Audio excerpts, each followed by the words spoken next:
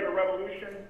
So no, we will remove those who continue to act like kings and queens until we once again restore this community and this Commonwealth to the birthplace of freedom.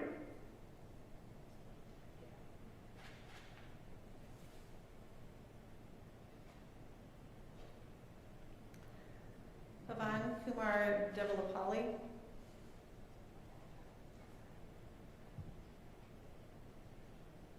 Everyone.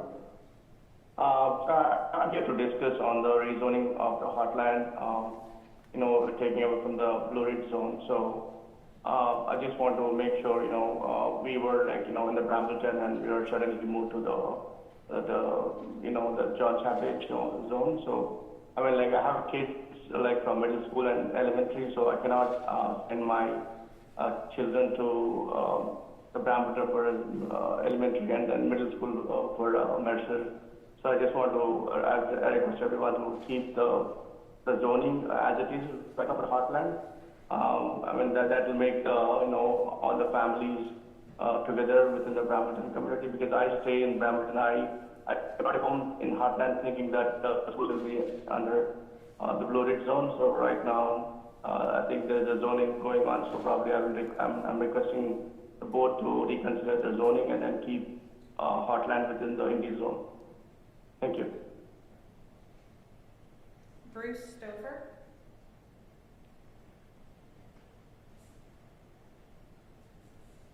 I do not see an attendee by that name. Uzma Raza.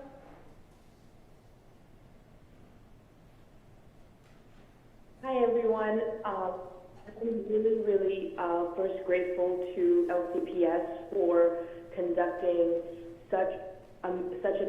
for doing such an amazing job last year in unprecedented times. You kept our children and their education first and foremost, and as a parent, I'm really appreciative of that. I have a rising sixth grader and a rising second grader.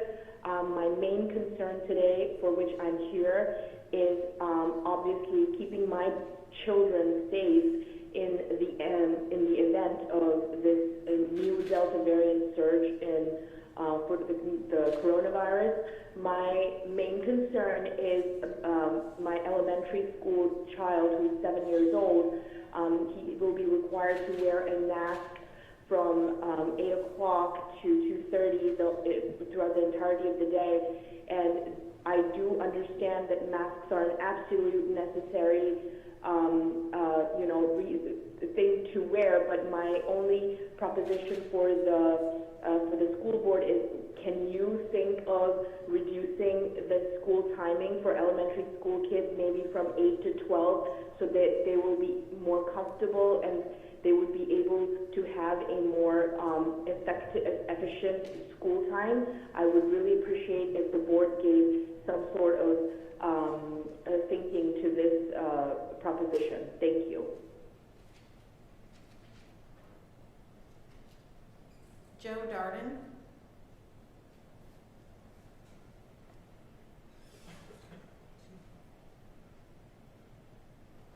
I do not see an attendee by that name. Kay Kale.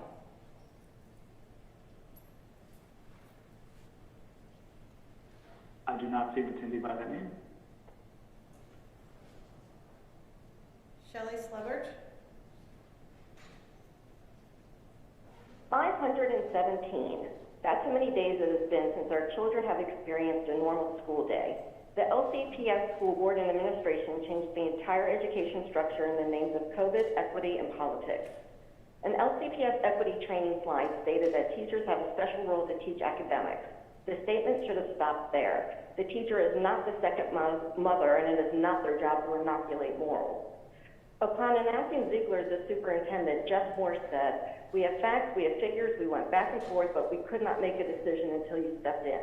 It is apparent that the board has no problem hiring a person that was known to contribute to the LCPS debacle, starting with his HR role creating a shut-up policy for the teachers. Batusa research spent the summer pushing the Democratic agenda, stating, "To me it's clear they're using our kids as a wedge issue for this November's election. How are we creating this wedge? You're the ones who have made the decisions. Ian filled out a personal statement at the June board meeting that appeared to be sincere, but it was clearly posturing. Thank you, Ian. It helped us gain more signatures for your recall. Beth Bart's participating remotely today is a clear indication that she has no interest in hearing from the public. She is not inclusive of representing her constituents when her Facebook blog is closed for comment, yet she places the same post in evidence group that supports her and lets them chime in. It is time for this board to ask her to resign. She's a detriment to the entire community. Brenda, tomorrow's your day. When policy 8040 passes, will you rest your gavel and approve up the cheer in the room? Will the board get up and leave for this disruption, or will you sit and smile among the uproar as your pet project has finally been passed? It's time to stop the lies and put the children first. Your decisions have a lasting effect on the children long after the last bell rings. Let the teachers teach and the parents parent. 517 days. It shouldn't be one day longer. Recall this board.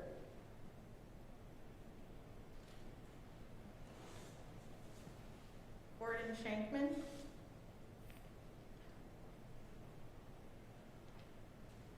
Good afternoon. Thank you for the opportunity to speak virtually. It shows you do understand the need to mitigate the risks of COVID. Unfortunately, you don't seem to want to extend the same courtesy to our students, particularly those in elementary and middle school who cannot yet be vaccinated. While we now have a mandate in place for masks, it seems it was only done because it was required by the governor. The superintendent has indicated that contrary to CDC guidance, PE classes, even indoors, would make a good mask break, and therefore masks are optional, in a class where our kids will be breathing heavier and harder than anywhere else. They don't need a mask break, they need a safe and healthy learning environment. In June, we asked our kids what they thought about the upcoming year. They were excited to go back to school, but our 7-year-old brought up one major concern. What do we do about lunch? Indoor dining, we know without masks is a huge spreader of COVID, so I'll repeat his question. What do we do about lunch?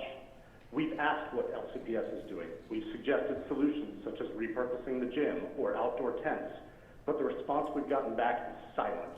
Either no response at all from the board or the administration, or a non-response from our principal saying we're waiting on guidance from the administration.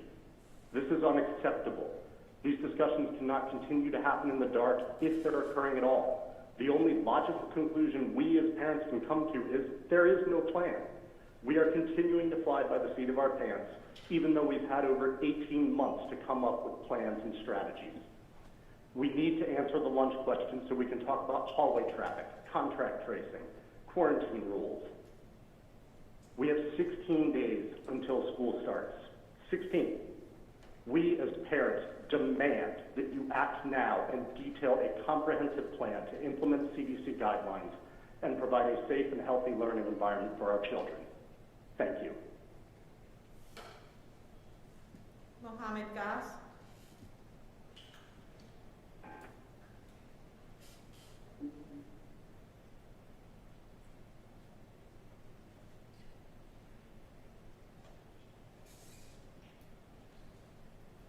The speaker is unmuted. Mohammed Goss, it is your turn to speak.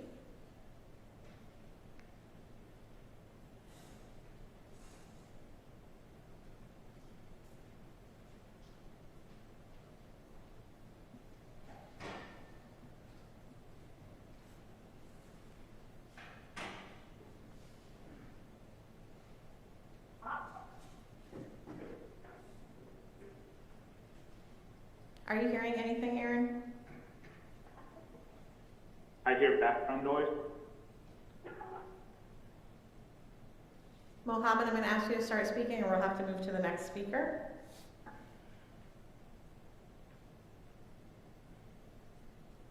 All right, Robert Rigby.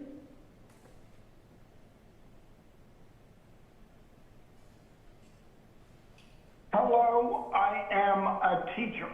As a child and a teen, I learned in schools, in scouts, in church, that LGBTQ people were mostly pedophiles. So I would do anything to change.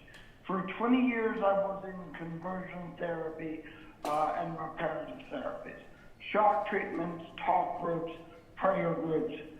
Finally, I was meeting with a Baptist preacher who was also a psychologist. And after 6 months, he said, Robert, you've changed my mind. God made you the way you are, and God loves you the way you are. And it changed my mind. The youth survey in Virginia that 90% of kids take says that about 1 in 6 secondary students say they are LGBTQ. 1 in 6 when you ask them anonymously. That means that of all people here, of all politics, of all races, of all religions, of all genders, 1 in 6 of those kids are LGBTQ. Whatever you think, whatever you've learned, know that God made your children the way they are, and God loves your children the way they are. Please love them too. Thank you.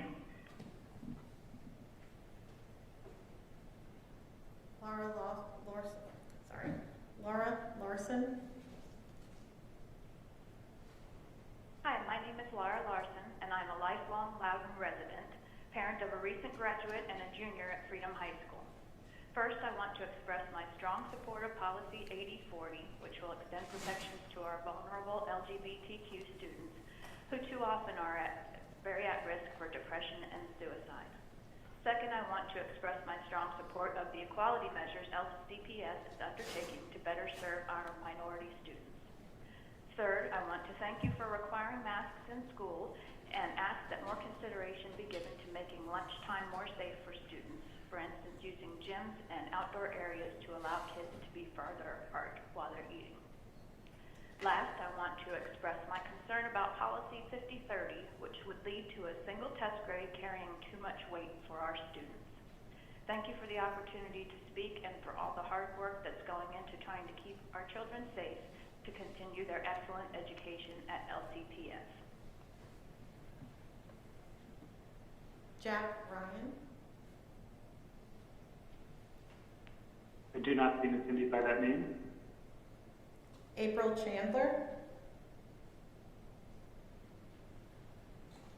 Hi, my name is April Chandler. I'm sorry, we're having a terrible thunderstorm in the Algonquian district, so hopefully I'm coming through loud and clear. I live in Algonquian and I'm a parent of 2 LCPS students.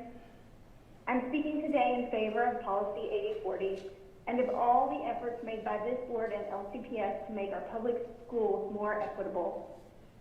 Every student should be treated with respect and kindness. Public schools should be safe spaces for everyone. Safe spaces for children who are transgender or non-binary. Safe spaces for children who have historically been mistreated in our district. Thank you for taking on the work needed to ensure that Black and brown children in our district are treated with dignity and respect in our schools. Please continue this work, especially the work of including more diverse perspectives in the history curriculum. Equity work is truly child-centered. It ensures that each child is valued as an individual, accepted, cherished, and respected. No one in public schools should be less than, made to fit or comply with one norm or standard. I want that for my children, and I want it for every student in LCPS. Thanks for the work that you're doing. I know it's been a tough year, but I appreciate all of your hard work, and I'm grateful that you're representing our family. Thank you. Alex Bennett. Thank you, members of the school board and Dr. Ziegler, for allowing me to speak in front of you. My name is Alex Bennett, and I'm a resident of Leesburg. I'm also a social science teacher at Woodruff High School and a volunteer firefighter in Leesburg. My dedication to my family and community is my #1 priority, and I feel it's being threatened. First, I want to commend the efforts of the school board, Dr. Ziegler, Ms. Alice, for fighting against the injustices faced regarding equity within our school system. You will hear or have heard countless ignorant opinions from citizens speaking out against equity. As a teacher, I'm thankful that most of the school board has not given up. Do not let the voices of the mob deter you away from the mission of LCPS. Equality feels like an attack when privilege is all one knows. The anti-CRT rhetoric spun in these meetings is a disgrace. Most of the people arguing do not know or have a grasp of what CRT is.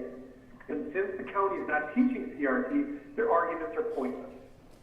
Every person has a right to their own identity. Their identity shapes the way they see themselves and others. It is not our job to decide how a student wants to be identified. It is their choice. As educators, parents, and elected officials, our only job is to protect that identity even when society does not agree. In closing, I reference a quote from Judge Lernhand. Liberty lies in the hearts of men and women. When it dies there, no constitution, no law, no court can save it. The spirit of liberty is a spirit which is not too sure that it is right. The spirit of liberty is the spirit which seeks to understand the minds of other men and women. The spirit of liberty is the spirit which weighs their interests alongside its own without bias. I want to commend the school board, Dr. Ziegler and LCPS, for all your hard work. Thank you. And I know it's been a struggle, and I'm here to support you in Policy 8040.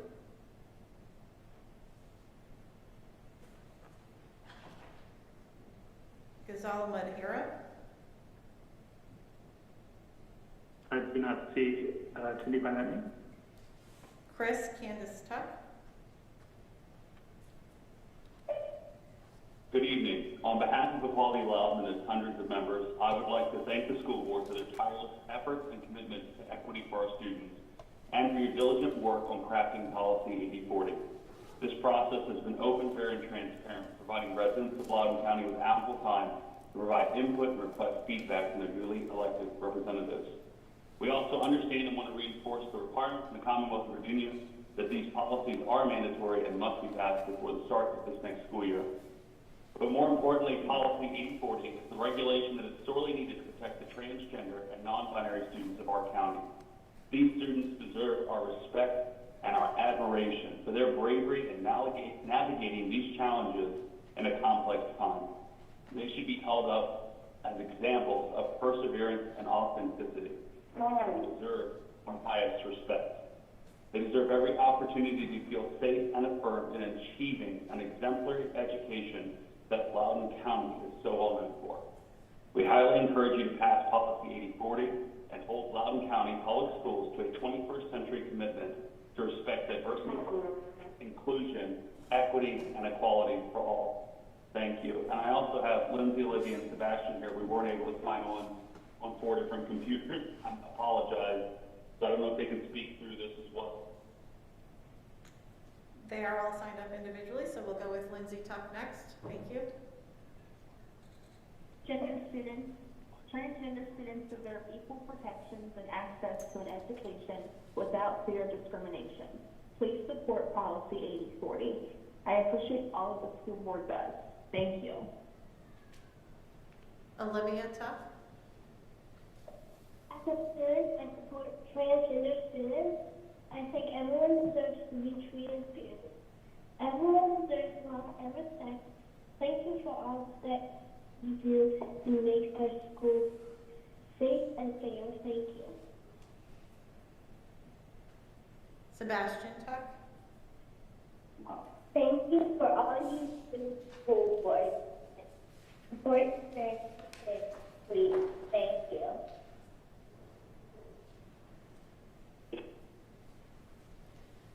Sherelle Ashwell.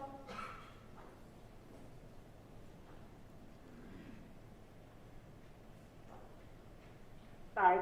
Hi, I'm Sherelle Ashwell. I am a former LCPS parent and a current secondary teacher. I've been a high school teacher for 7 years, and a drastic decline in student grades, accountability, and drive is alarming. Each year, expectations have been lowered, and students adjust and do less. We keep moving the goalposts. We should be working to get our students to reach the goal. Keeping high expectations encourages hard work and drive. Our students can do it. I'm asking you to review the LCPS grading policy for secondary students for both middle and high school. I'm asking you to survey students, parents, and teachers to develop a sound grading policy. This past year was an absolute mess when it comes to the grading policy. The red flag should have been the overly complicated spreadsheet that was asked of staff. If it takes a spreadsheet to figure out the number of assignments, grades, percentages, then it's too much. Talk about making an already messy situation worse. Keep it simple, and we can all get on board. Suggestions that were given by other staff members and myself All secondary classes should use a 100-point grading system. Formative assignments should be automatically weighted in Phoenix to 10%. Actual grades should be assigned for all assignments. The 54 grades should be used for quarters 1, 2, and 3. Late assignments. Students work hard for their due dates. They verbalize they need these. We need to get behind them and support them in this. Retakes need to be given as low as 70% and must meet teacher requirements. Remediation, test corrections. We're making a situation that doesn't need to be made. We need to keep our grade books simple so they can be understood by parents, by students, and by staff. Thank you. Pinal Taylor. I do not see an attendee by that name. Brenda Bengston.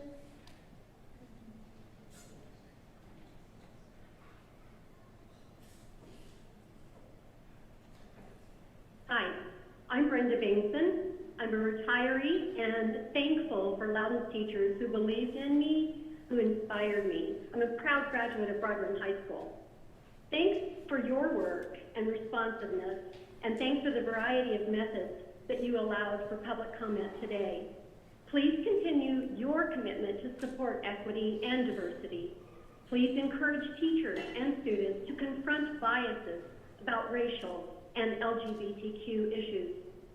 Some want you to cancel discussions of systemic racism, cancel free speech by banning books, and cancel students' rights to express themselves freely without fear of discrimination. Some want to cancel being welcoming to all Loudoun students and cancel decorum in public meetings. Please don't. A favorite quote of mine: please think of the children first. If you ever have anything to do with their entertainment, their food, their toys, their custody, their day or night care, their health care, their education, listen to the children. Learn about them, learn from them. Think of the children first. That's by Fred Rogers. Let's be intentionally inviting to all Loudoun students this year, knowing that we might have that liberty and justice for all someday.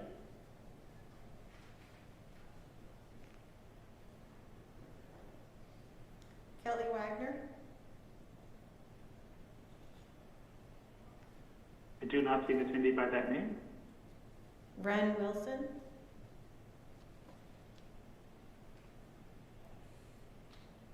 Hi there. My name is Ren, and I'm a non-binary college student. I'm also the chair of the Virginia YCL, here representing the Communist Party of Virginia. As a non-binary student myself with many trans, non-binary, and gender-fluid peers, I can imagine the impact that it would have if my school were to disrespect and ignore my identity. That is why I'm here to encourage you to support Bill 8040 in order to support transgender and gender non-conforming rights in your school. The top cause of death in children school age is suicide, and the risk of suicide has increased exponentially among young LGBTQ+ folks. This risk goes up the less support that they get from family, friends, and institutions around them. Voting yes on Bill 8040 will give the youth the support that they need to carry on and feel safe in their own schools and in their own skin. Thank you. Prashanthi Margo. I do not see an attendee by that name.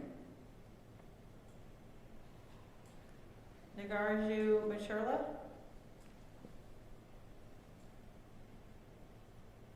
Do not see an attendee by that name. Patricia Caldwell Wilson.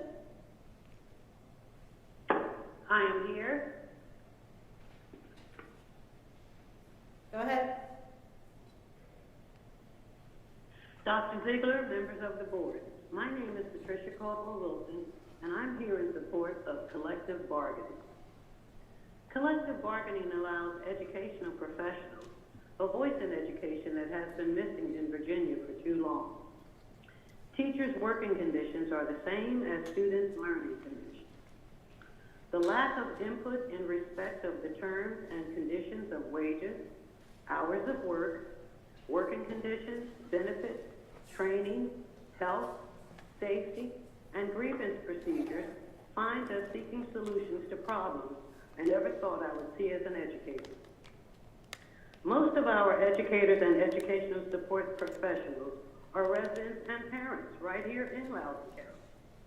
Hostility between the board, parents, and teachers is the last thing our students need at a time when a pandemic has wrought so much isolation, death, sickness, and mental suffering on us all. A vote in favor of collective bargaining is a win-win for all parties involved, especially our students. Thank you. Nisa Booth. I do not seem attended by that name. Leslie Dwyer. Good afternoon. I'm speaking as the mother of 3 LTPS children in support of Policy 8040. I'm also speaking as a grieving sister. 2 weeks ago, I buried my transgender brother. He suffered a lifetime of intolerance and bullying, first in public schools and later in the workplace. Tragically, these experiences led directly to long-standing trauma and ultimately suicide. I'm speaking here tonight, speaking from the depths of my heart, to tell you that intolerance against trans and non-binary students should not be a matter for political gamesmanship by outside interests with no connection to our schools. Intolerance is not about politics, it is about basic human rights and dignity. Intolerance destroys lives, it destroys families, it leaves long-standing scars on our communities. No child should have to endure what my brother endured. In his memory, and for the future of all our children, please come down on the right side of history and on the side of the laws of the Commonwealth of Virginia and support Policy 8040. And to all our trans and non-binary LCPS students, we love you. You are beautiful and perfect just as you are. Thank you all to the school board for all of your hard work on this issue. Thanks. Ashok Tati. Hi, this is Ashok Tati, the Division of Planning Services, Loudoun County Public Schools. Thank you for giving this opportunity to speak on rezoning Heartland Community. Heartland Community has been in plan of construction since more than a year, and we planned our kids' future accordingly by paying more than the amount of dollars that we can afford, only after considering the BAM cluster schools which were initially planned. So we are deeply disappointed at this move, as we are moving all the way from mainland states into Heartland Community based on this initial planning of BAM and Independent High School cluster, which were very adjacent to the Heartland Community, and it will be hard on families of this new Heartland Community to send faraway schools than literally adjacent schools. So we humbly request you to keep Heartland Community as is within the BAM and Union High School cluster as planned. Thank you. Priyanka Veligandula.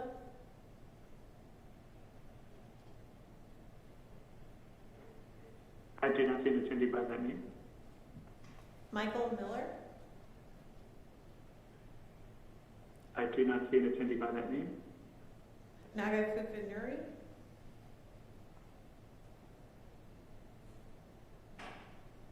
Yeah, this is Naga Kukunuri. I hope I'm clear. I see some static noise actually. I'm here to express my opinion about the school region proposal for the homes on Fleetwood Road North in Heartland. It has been proposed of regioning these schools for Heartland to all the John Champ and Mercer school cluster. But we believe the homes on Fleetwood Road are close to Brampton Independent High School cluster. So I would like to request to stop this proposal and continue Heartland homes on the Fleetwood North to continue under the Brampton cluster. Heartland is a new community, and the homes heads have started in the first quarter of this year, and homes in Heartland community has been assigned to Brampton schools when we signed up for the home. And it seems like it's unfair and to commute towards 50 while we are close to Brampton schools.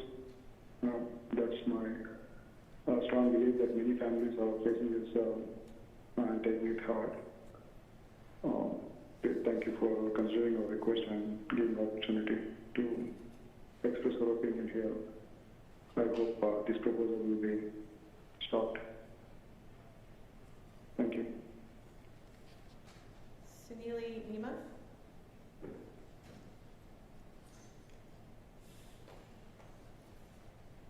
I do not see the attendee by that name. Frankie Sellers? I do not see the attendee by that name. Karuna Muthiala? Hello, can you hear me? Yes, but can you speak up a little bit? It's very quiet. Hello, can you hear me now? Yes, go ahead. Hello? Go ahead. Okay. Good evening. My name is Karuna Muthiala. I'm a parent of 2 LCPS students and a current resident of Brambleton community, and would be a future resident of Heartland community coming this November. I have 2 boys, a raising 1st grader and a raising 6th grader. I'm here to share my concern about the Heartland school rezoning to Mercer Middle and John Chap instead of keeping it as is in Brambleton Middle and Independence High Schools.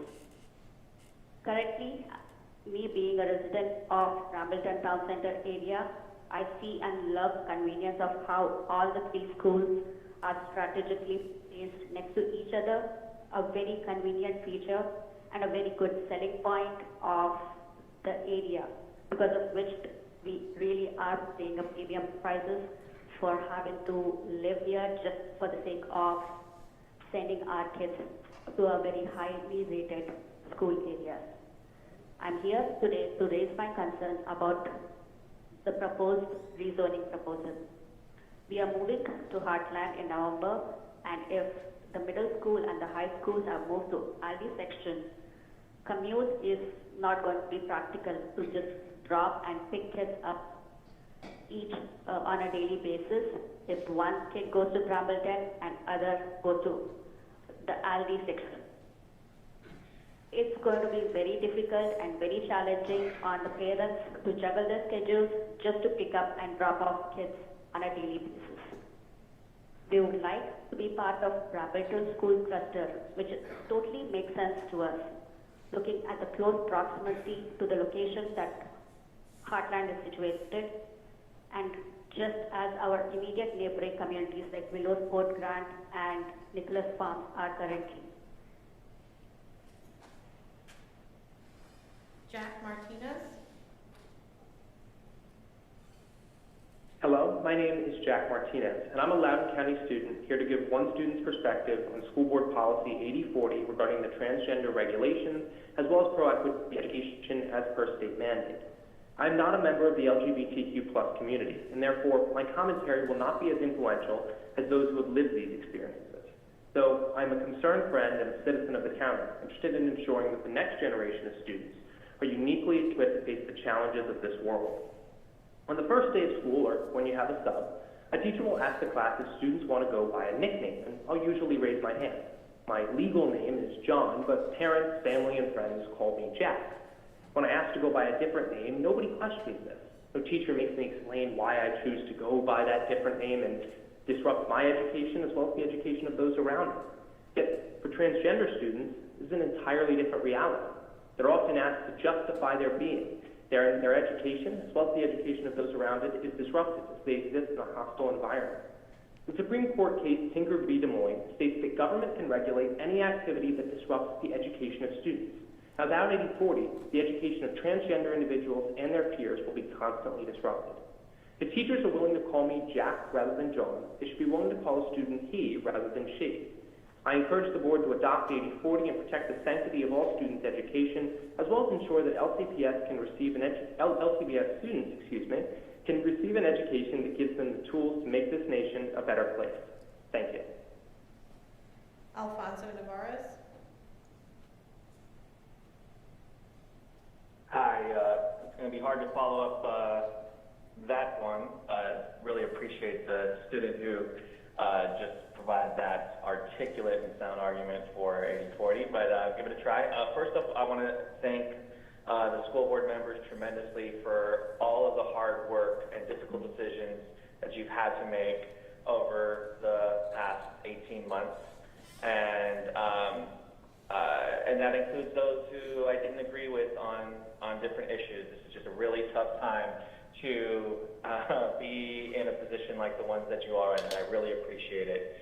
I also want to talk, though, about how these kinds of scenarios, whether we're talking the extreme ones like the pandemic has put us in, or whether we're talking about curriculum and talking about the enforcement of policies like 80/40, how valuable a tool collective bargaining can be. These threats, these nonsensical threats about recalls, future elections, all those things could be nullified by having a system where you negotiate with the educators, who, by the way, are the experts on what goes on in the classroom, how to make sure lunchrooms or lunch environments are safe, how to make sure that curriculum is accurate and fact-based and teaching children the values that we all share as Americans. These things can be supported by the collective bargaining process. I am a huge supporter of 80/40. My son is 16 years old. He's a senior. He is trans, and he's fearless and fierce, and I love him very much.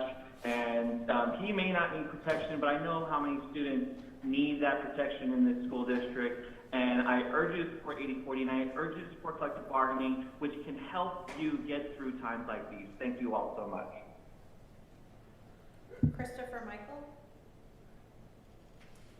Yes, good afternoon. Good afternoon. So I've been trying to figure out what we want to say today, and just kind of come up with a couple of loose ideas. First, I've been following this critical theory debate for quite some time. For anyone to say that the people that oppose critical theory in schools are trying to state that we don't want to actually teach about racism and slavery in this country is pure fiction. In fact, in the circles that I've made, it's quite the opposite. We do want to teach about all of the evil and ugliness in this country, but we don't want to make slavery and racism the foundational elements of everything that we teach, right? And that is what critical race theory wants to do, right? And for those that say we don't know what it is, trust us, we know what it is. We've been spending the time putting in the work, Brenda. So we do know that culturally responsive teaching, culturally responsive education, whatever framework you want to call it, it is rooted 100% in CRT and in critical theory. That is undeniable. That is beyond dispute. You can look at all of the authors. We're reading the journals. So let's also be clear, equity does not mean equality. It's actually the polar opposite, and you all know that, which is why you've had problems in the past defining what some of these terms mean. As far as what white supremacy means, I would like to have the school board please put out a definition. I would love to hear in your terms what white supremacy means. I think that you owe that to the taxpayers and to the parents to understand what you believe that means. And finally, I just want everybody to understand that the way that this has all come about has been through laundering of faulty work through the academy.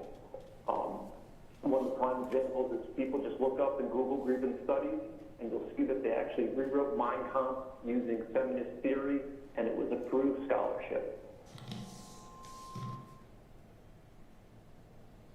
Zelma Wise?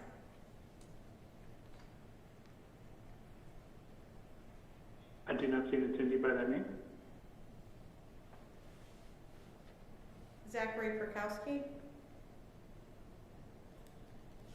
Hi, yeah.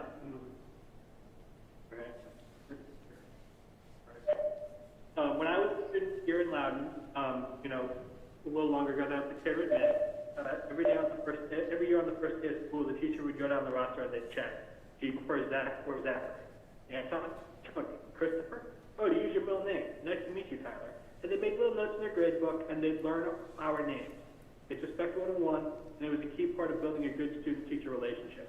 As a current Loudoun taxpayer and voter, I don't see why it should be any different today. If someone named Brenda wants to go by Brandon and socially transition, they should be allowed to. Trans rights are human rights, and trans kids are due just as much respect as anyone else. If teachers can't treat their students with respect, that's not a First Amendment issue, it's a job performance issue. Thank you for your time. Mary Clancy?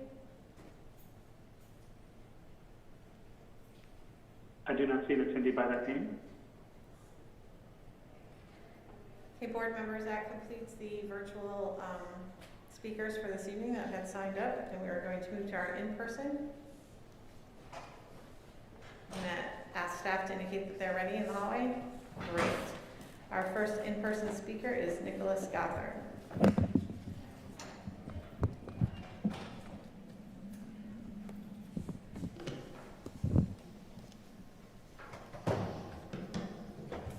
Good evening.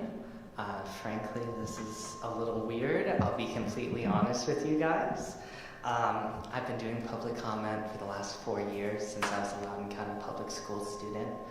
When I was 17, advocating for queer rights. Here I am, having graduated college, moved back here to Loudoun, plan to start a family in Loudoun, still advocating for queer rights here in Loudoun County. I think we're acutely aware of how odd the air feels in here and out there and in Loudoun. So tonight I just want to say thank you. I've seen the emails that you guys get. I see what social media says about my home, my school district. And it's exhausting for me. God knows what it's like for you guys. It's dangerous, it's disheartening. It's so easy for people to manipulate, to fabricate. And I'm sure it's far from what any of you had imagined this would be like when you ran for school board. You are, in every sense of the word, public servants.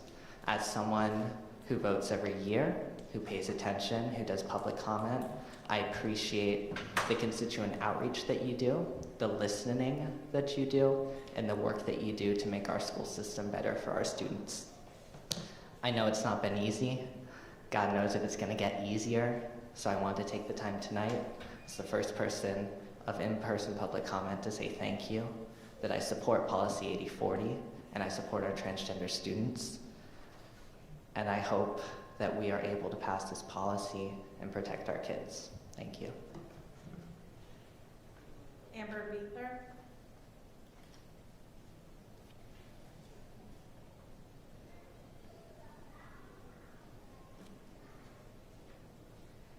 Yeah, this is going to take some getting used to. Hi, my name is Amber Beekler, and I'm a board member of the Transgender Education Association of Greater Washington, or TGEA. I'm also an LCPS alumna and a former substitute teacher. Some of you on the board might remember, the first time I ever spoke at any school board meeting was in this room 3 years ago. And I spoke for the same reasons I am speaking today, encouraging you all to support policies that are inclusive of transgender students and to show your support for transgender students and transgender faculty. I first started speaking at school board meetings when I met a mother of a transgender girl who graduated. Her daughter graduated from the same high school I did, and she was terrorized and bullied for being transgender. And so I spoke and I shared my own experiences and urged you all to support, and I was very happy that in February of 2019, you all, the school board at the time did vote in support. And now it is very important that you support and adopt Policy 8040, that is consistent with both the General Assembly law, but also is consistent with supporting the identities of transgender students, supported by the American Medical Association, the American Psychological Association, the American Academy of Pediatrics, and other organizations. This isn't pseudoscience, this isn't some sort of ideology, these are people's lives. This is civil rights. And I encourage you all to please adopt this policy. And I just want to thank all the people out there who are supporting, who are waving the transgender flag and the LGBTQ+ flag. There's a lot of talk of love at the last meeting of like, oh, well, I don't hate, I love. Well, the only love that I feel are from the people who are in support and speaking out and supporting me as I speak on Policy 8040. Thank you. Julia Holcomb?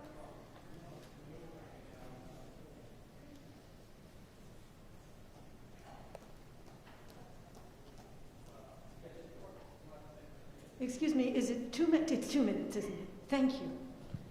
Thank you. My name is Julia Holcomb. I've lived here for 10 years in Leesburg, and before that I was in Fairfax since 1988. I'm a teacher.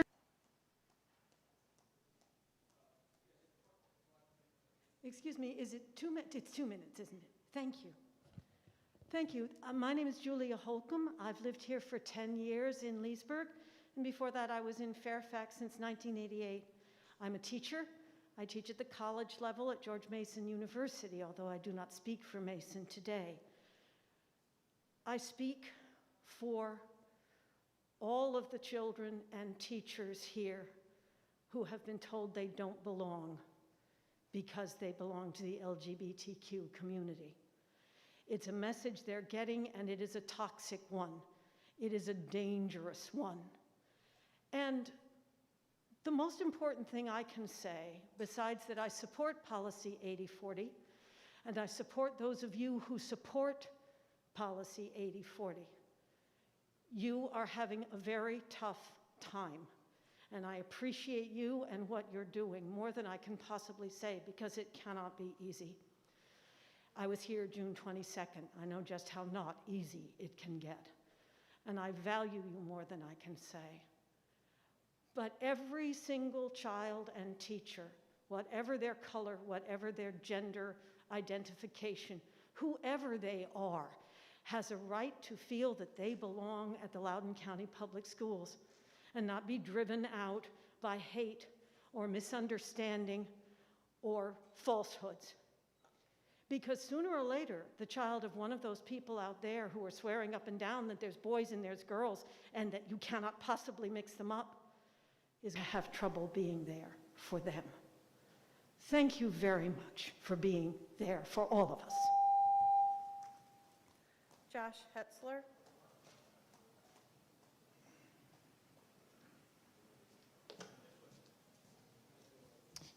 Good evening. My name is Josh Hetzler. I'm the legal counsel for the Founding Freedoms Law Center. I think all of you probably know about the lawsuit that we filed recently against the Department of Education against the transgender model policies. Unfortunately, we found out recently that the judge thinks that not even parents with children in school who were a part of the process did not have standing to challenge that. But I want to tell you about a couple of good things that came out of that case that we believe are good things. And the first thing is that the Attorney General made clear in the hearing that school boards will be in no danger of losing funding if they do not adopt these transgender policies. And secondly, we found out that in the judge's opinion, he clarified that these were merely guidance, and that therefore the implication being that school boards need not follow all of these, that they're mere guidance instead of regulation. But one of the things that did not occur in this lawsuit, because it was thrown out on standing grounds, was that none of the arguments were heard on the merits. So all of the constitutional claims and the state and federal statutes that were claimed, but particularly the constitutional claims of free speech, free exercise of religion, due process, parental rights, and the others, have not been decided. So I want to caution this board against passing any policies today or tomorrow that would jeopardize or infringe upon those rights of students, parents, and teachers, many of which you've heard about. Because if you do, I want you to be prepared. The lawsuits are coming, maybe from us, maybe from others, but we're going to be here protecting children's rights, protecting parents' rights, and teachers' rights, much like Tanner Cross. So I hope you will keep that in mind as you vote tonight. And thank you for your time. Shreya Muju.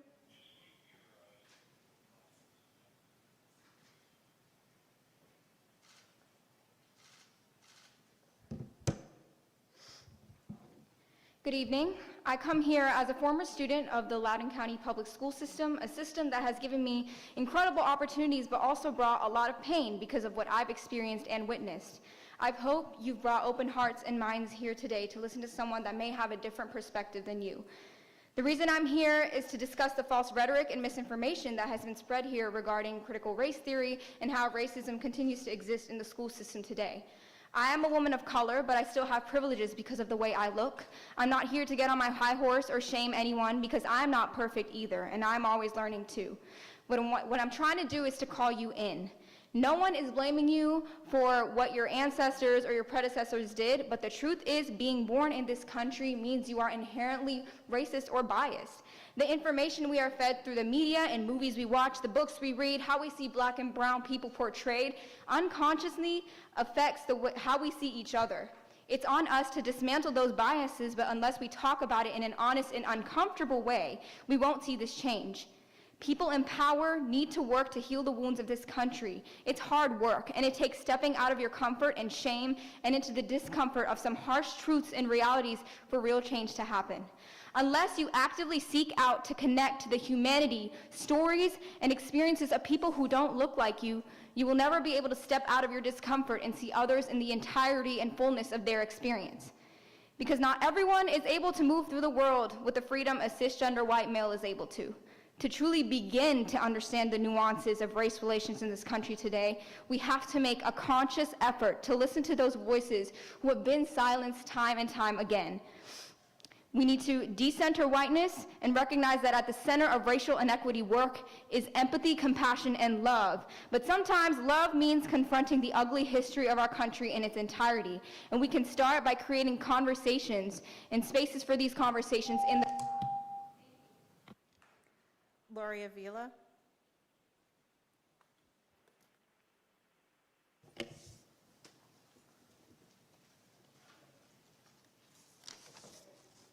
Good evening. My name is Lori Avila, and I'm a Loudoun County parent of 5 children. I have my 2 youngest with me this evening. Virginia Code 1-240.1 states, and I quote, "A parent has a fundamental right to make decisions concerning the upbringing, education, and care of the parent's child," unquote. The proposed transgender changes interfere with this parent-child relationship as school personnel are forced to affirm a child's transgender identity at school without parental consent or notification. I do teach my children to love everyone. I have beloved family members who are part of the LGBTQ community, so this does impact me. Many people wrongly equate honest disagreement to hatred. They're not the same. It is love and science which demand we not lie to young children and call a biological girl a boy and vice versa. According to Deborah So in the Pacific Standard, research shows most young children demonstrating gender dysphoria naturally acclimate to their biological sex later in life as an adolescent. Policies 8040 and 8350 usurp parental rights, compel speech, and violate religious freedom for those people of faith who disagree, and deny biological sex. Thank you. Jackie Von Watke.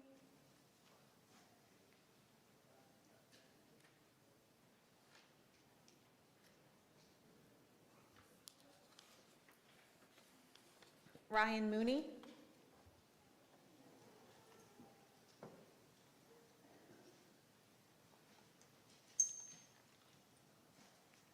If I may have a moment just before I get in, to say I appreciate that all of you are here. Miss Brenda, I've gone to school with your son, Kyle. I worked with him. I know you raised him well.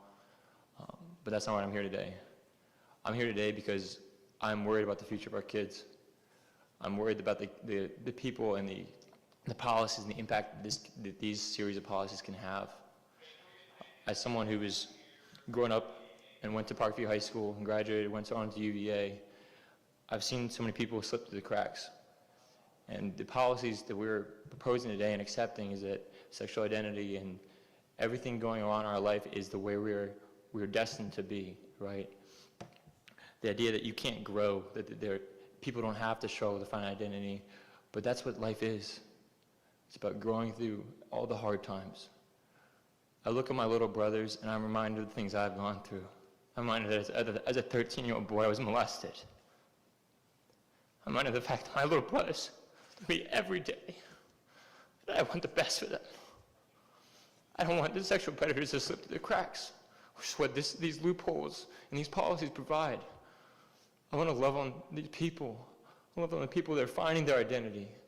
And I want them to know it's going to be okay. But the policies here today are tying the hands of parents, teachers, and friends of our kids. And I didn't want to be here. But I owe it to future generations. I owe it to them. And I know as parents, that is your goal, that is your duty in life, is to raise your kids, to do your best to protect them. I would never want what happened to me to happen to anyone else. By God, I won't stand by and watch another kid is taken advantage of like I was. You know, I have no idea how much it took to be here. But I refuse. Thank you. Sir, thank you. I need you to yield the mic to the next speaker. Thank you. Megan Jenkins.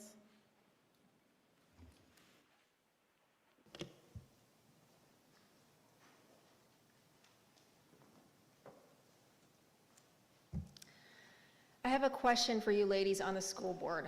How would you like to go into a locker room right now where there is a naked man staring at you with an erection? If the thought of that makes you uncomfortable, it also makes my 12-year-old daughter uncomfortable. If passed, Policy 8040 would allow boys and adult LCPS male staff members to walk around naked in the girls' locker rooms. This is sick.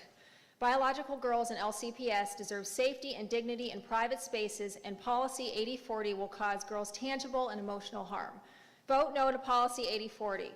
Several counties in Virginia, including Russell and Warren County, have already voted no to a transgender policy. The model policy issued by the state is not mandatory. The judge that dismissed the VDOE lawsuit said that the model policy is only guidance, and school boards can reject it without consequences. Most of you on the board either have a daughter or granddaughter in LCPS. Please ask yourself how they would feel changing in front of a boy. I have a feeling that, by the way, some of you voted on a similar topic in May, that you might be on the fence about Policy 8040. It is never too late to do the right thing and vote no to this. Also, Policy 8040 goes against freedom of speech. It is unconstitutional to force someone to use a pronoun that they do not agree with. Vote no to Policy 8040. Patty Menders.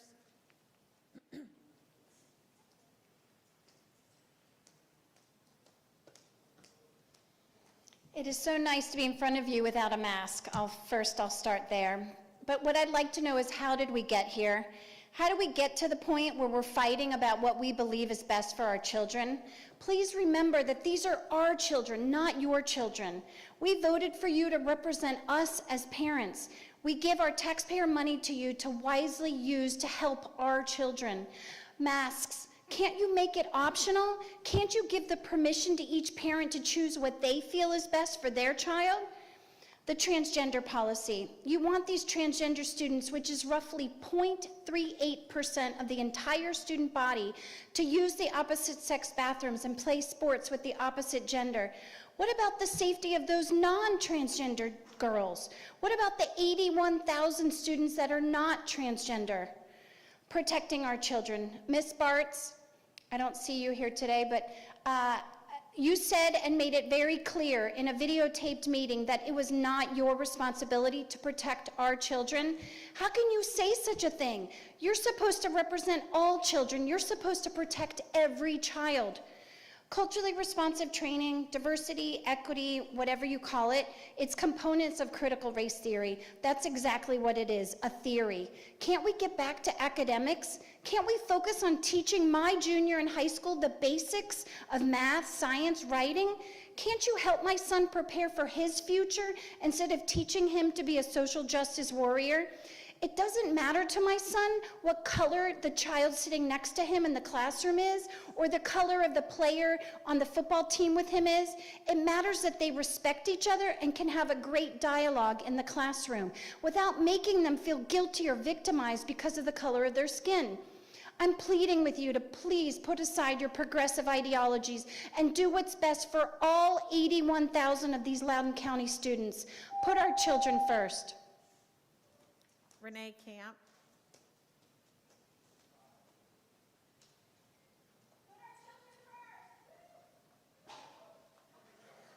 I come in the name of Jesus, and I come to make some proclamations. God is not afraid of you, and he sees you. This is a bill that is out there, and this will not stand. Jesus is Lord, and every name will bow down to that name. I break every curse from hell over the LCPS right now in Jesus' name. I cast down imaginations that every high thing that exalts itself against the knowledge of God and brings into captivity every thought and everything that you teach into the obedience of Christ. CRT, you will bow down to Jesus. You on the school board, you will bow down to Jesus. I decree that the 10 Commandments will be taught in the schools all across America. Children will know that there are only 2 sexes. The Pledge of Allegiance will be recited every day in school. Our children will learn about the Constitution and the American true history, and revival will break out in the schools all across America. I decree and declare that is happening. Our children are a promise of God. They are the seed of the righteous, and they shall be delivered. They are the descendants of Abraham, and they will defeat their enemies. And if you do not repent right now, you will be counted as one of those. They will perform the signs and wonders from the Lord of hosts. And I just want to add that God created man in his own image. In the image of God created he him. Male and female created he him. That's in Genesis 1:27 that you will be reading in the schools very soon, and I decree that in Jesus' name. And God blessed them and said unto them, be fruitful and multiply, and our children will. And HB2, every parent go and look up HB 257, because that gives every principal the right not to report. Emily Hart.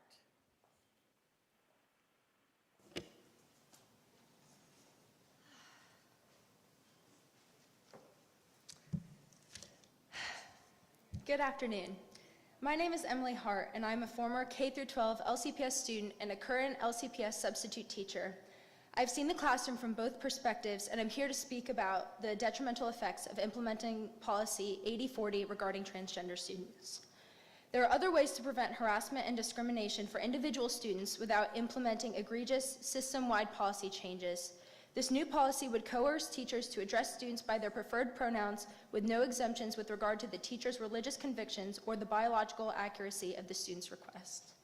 This compelled speech violates the First Amendment and would force teachers to act against their sincerely held religious beliefs. Furthermore, this policy would grant students with any gender-expansive identity to use the restrooms and facilities of the opposite biological gender, which can be very anxiety-inducing for students who have suffered from sexual assault. By using such broad, vague language, such as gender-expansive, that is not in any dictionary and not requiring any substantiating evidence from students, there is no limit to what students can use, which students can use which facilities, and that would lead to abuses and confusion among students. Safety, privacy, and security in bathrooms and locker rooms would be a thing of the past. And most of all, this policy reveals a complete disregard of science, absolute truth, and the fundamental well-being of students.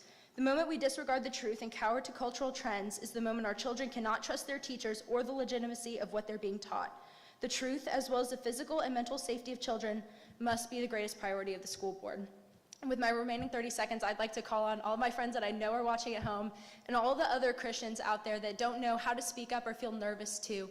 Because if we allow our freedom of speech or freedom of expressing our religion to go now, these policies will pass, and once they're passed, there's nothing we can do to stop it. So if we compromise on these principles early on, there's nothing we will be able to do in the future.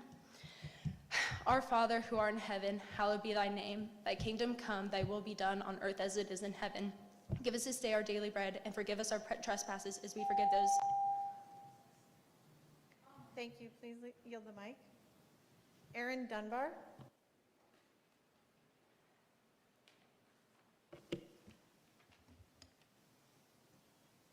I'd like to say thank you for her for saying that prayer. That was nice. So I didn't make a speech tonight because honestly I'm kind of just at the point where I'm tired of saying the same things to you and you just don't listen. One thing for sure I want to mention though, I find it absolutely disgusting that you allowed the 47 virtuals that are at home go before those of us that were sitting out in the heat advisory and lightning outside. We all know why you did it, and it's disgusting. As far as the fact that some of the board members couldn't even bother to show up today, that kind of shows you what they think of the parents in this county as well. I'm not going to speak to Brenda and Scott because I know you've proven to all of us you don't care what we have to say, and you've proven to all of us you don't care about our kids because we beg for you to listen to us and you just completely ignore us. I am speaking to John and Jeff because the two of you are our last hope. You two are the ones that have proven to us over the last year as we cried and begged and told you about our kids, told you how we are not okay with boys being in the girls' bathroom, that you're not comfortable with it too. I'm just asking you to please be louder, fight for us, because you're the only voices we have here at this point until we get rid of the rest of the board. But the two of you, please, are our hope. We want to hear from you. We're begging you to be firm on your beliefs and your stances for fighting the 80-40 and fighting the CRT, and just do what's right, please. Use your moral compass and fight for those of us that have been here speaking to you one-on-one for this whole time. Thank you. Alicia Brand.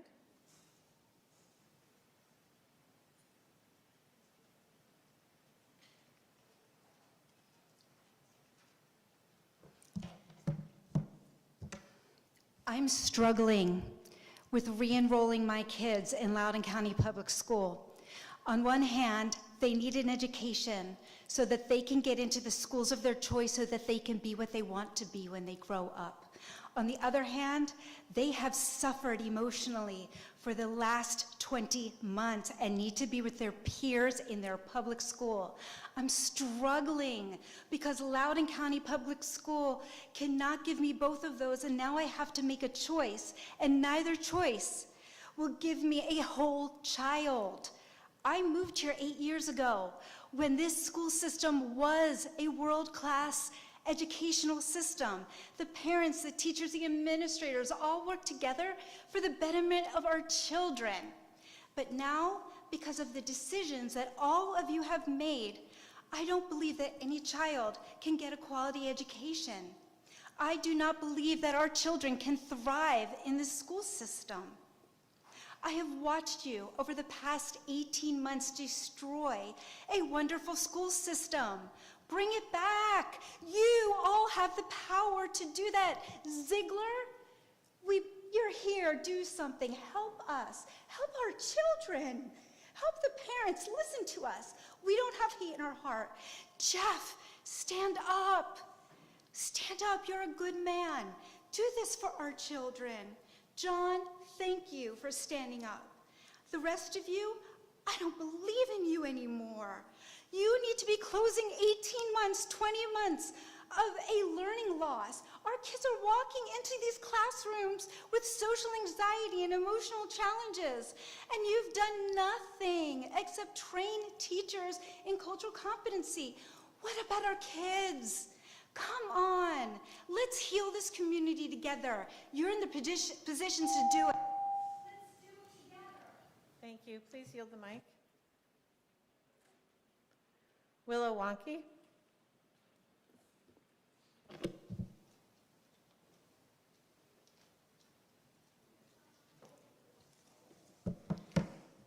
Hello, school board. I'm Willow Wonky, she, her, hers.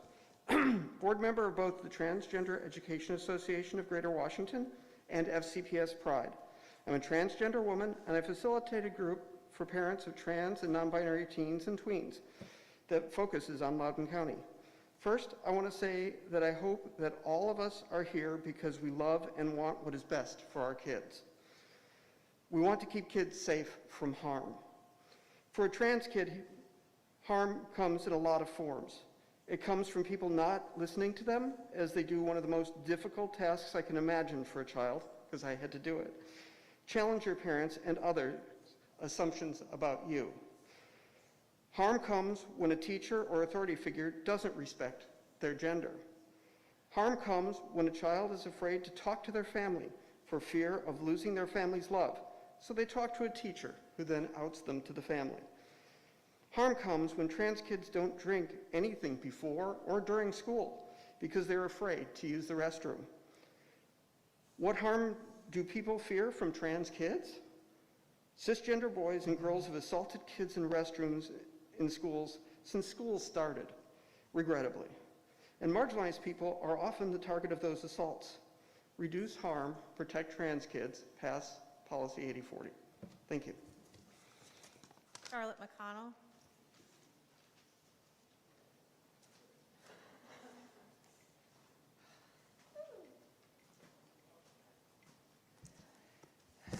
Good evening. My name is Charlotte McConnell, and I am a parent of 2 LCPS students, and I live in Loudoun County.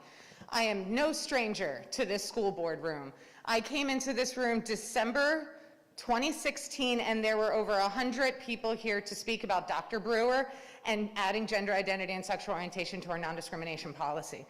I was in the parking lot June 22nd, and I have never been so scared in my life. It breaks my heart what has happened to this school board and also to all of you sitting on the school board.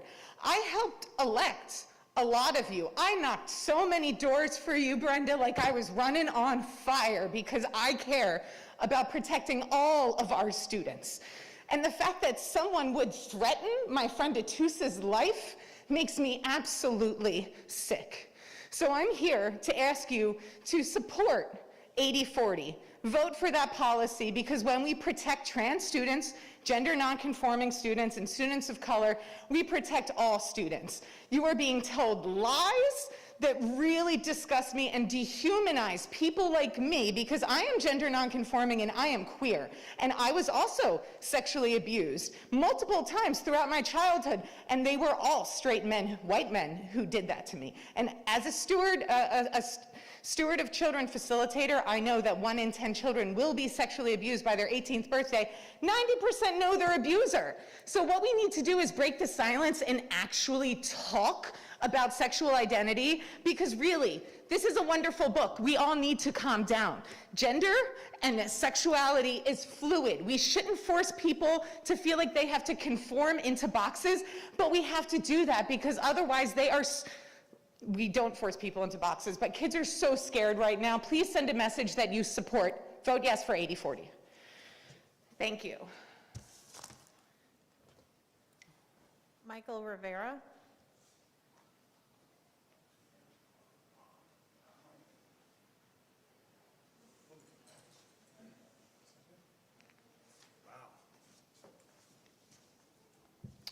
Good evening. Once again, the school board has proven itself to be an abject failure, plain and simple. It's not personal. You have failed us. The most recent rule restricting attendance to the public comment period is an example of that. You went off into your little hole like a bunch of scared little beavers and made some rules and then came back and forced them upon us. I know the game. You're playing the legal game. You have lawyers. They tell you what you can do. You push it right up to the line. And the lawyer says, don't do that. And so now, as parents, we have to figure out, how do we get ourselves a circus of lawyers to combat our own elected school board? This is a sad state of affairs. It's pathetic. You should all be ashamed of yourself, and especially in absentia Beth Bartz, that even after she got caught, she continued to be a deviant and propose her own leftist radical ideology, and then she proceeded to lie to the police. So that's fine. You all have to live with it. Just some facts about transgender kids. I couldn't find any in the school system, but let's look at the statewide facts.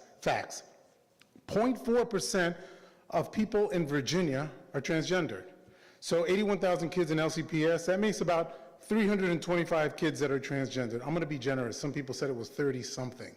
So we're turning the entire school system upside down for 325 kids, and we never had a conversation or a discussion about how to do that and satisfy all parties involved. It is a fact that already a man has gone into a woman's bathroom and was erect, and kids were there. It happened in California, and everyone just chooses to ignore it. So it's going to happen. It will happen. It has happened. I wish the school board would grow a spine and act like the elected officials they're supposed to be. Monica Gill.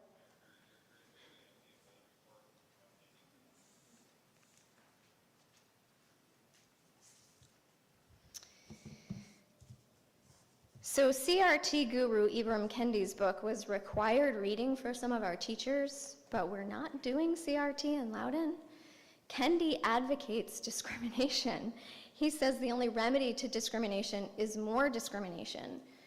I want you to contrast that with Dr. Martin Luther King, who said, "Darkness cannot drive out darkness, only light can do that, and hate cannot drive out hate, only love can do that."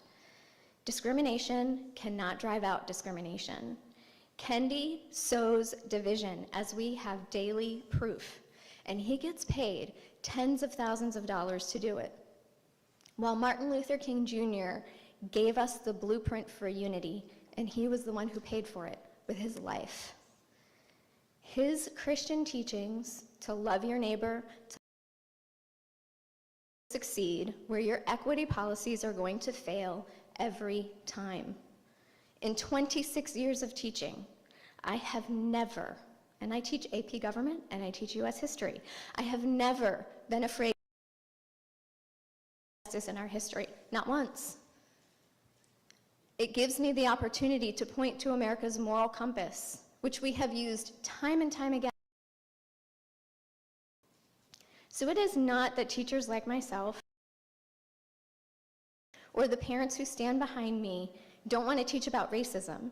It's that we don't want our kids taught through this distorted lens of race. We want them taught the MLK way, where the most important thing about an individual is who they are. In addition, if you pass policy just about Tanner Cross anymore, Christians are held to say things that they don't believe. We have loved and respected each other, having to compel others to bow down.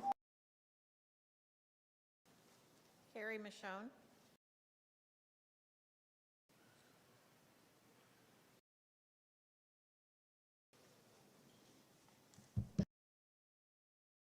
But whatever. I came here straight off a golf course in South Rye. I came straight here from that. I came to safety. LCPS, should I clap now? Ziegler have only contempt. Example. And we're standing out in it to wait to come in. How dare you try and this foray into the social justice realm, killing Title IX, promoting sexual abuse, all 10 miles from equity. Well, how on earth this year, starting this year, because you are completely failing our vulnerable seed, so instead you plan to, instead of spending millions of dollars on divisive training, why don't the administration pat on the backs for sitting in? Why don't you put that money in now reading below baseline so everyone to succeed. Discover cures for cancer. Whatever the student chooses. One of the best school systems in the United States.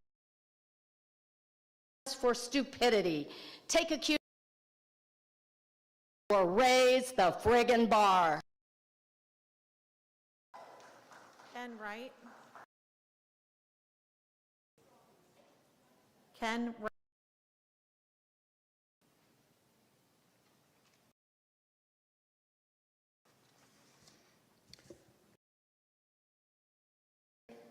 Smile.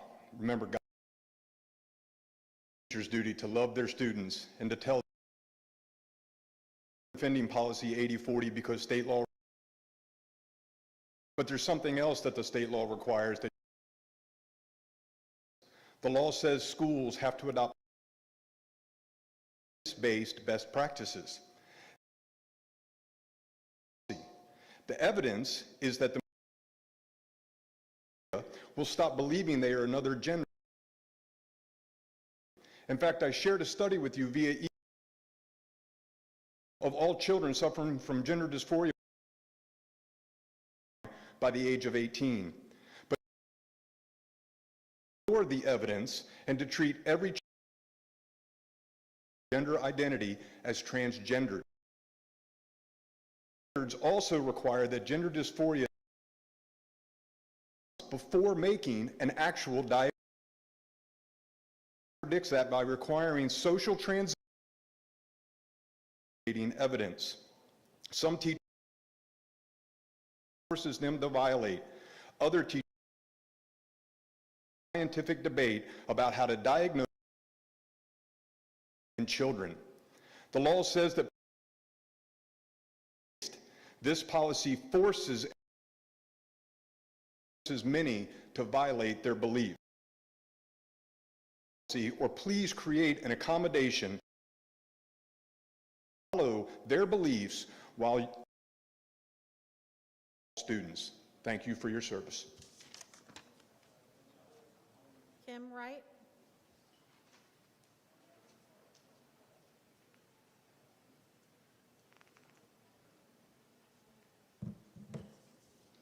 Hi there. My name is Kim Wright, and I've been a middle school teacher in Loudoun County Public Schools for 20 years. I love my students, and I will protect them and not hurt them. That requires me to be honest with them at all times. When a child in LCPS is experiencing gender dysphoria, those thoughts and feelings they experience, they're real. That child deserves loving support and care. The truth, according to every reliable study we have, is that most children who experience gender dysphoria will stop believing that they are another gender over time. Many of those children are also experiencing another mental health condition or trauma. Again, that child deserves loving support and care. The policy requiring teachers to use gender pronouns based on identity rather than sex without any substantiating evidence hurts teachers by forcing them to tell a child that something that they believe is not true. And it hurts children by having a condition that will otherwise go away over time, prolonged through external reinforcement and repetition. That violates my faith and my commitment to love the kids entrusted to my care. I urge the board either to reject Policy 8040 or to include an accommodation for teachers who, like me, object because of their religion or because of their understanding of the ongoing scientific debate about treating gender dysphoria. Thank you for your time. Ryan Bomberger. Mary Jo Kopechny. Andrew Otshire.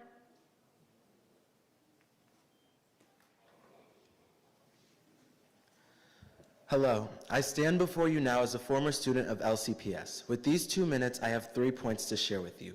First, as someone who sat in the classrooms of LCPS for over 12 years and now is a college student, one who actually studies critical race theory at the collegiate level, I will say what is taught in the classrooms and currently being implemented is far from critical race theory. But what I will say is what sits at the core of CRT, and something that I believe everyone in this room could benefit from, is striving for empathy. During my time in Loudoun County, I experienced a multitude of racially insensitive situations, but time and time again, I swallowed my discomfort and often played it off in a comical manner because that was the only way I knew how to deal with it. If I could change one thing about my education in LCPS, I would ask for a curriculum that prioritizes equitable and comprehensive teachings. Equity-based curriculums around race, gender, sexualities open the door for conversations that help to prevent, address, and mitigate microaggressions, instead of forcing students of marginalized identities to swallow their discomfort at the expense of keeping the peace. We're asking you to have empathy, which leads me to my second point. As an actor and a theater maker, the greatest lesson that I have learned is that I would love to share with everyone is that stepping into and embracing discomfort is the key to growth. From my understanding, resistance to progress is rooted in avoiding discomfort, whether that discomfort comes from facing the ugly truth of this nation's history, or discomfort from having open conversations about racial inequity, or discomfort from allowing yourself or seeing other people experience express the fullness of their being, free from the hegemonic social norms of gender and sexuality. Whatever it may be, I stand here to remind you this: growth is uncomfortable. Lastly is love. As I said before, what is being taught is not critical race theory. But if you would like a first-hand introduction, I would recommend All About Love by Bell Hooks. She has a quote that says, and the willingness to do the work to connect the thought and action. The solution to this is a love ethic. It is. Thank you. Natasha Grover.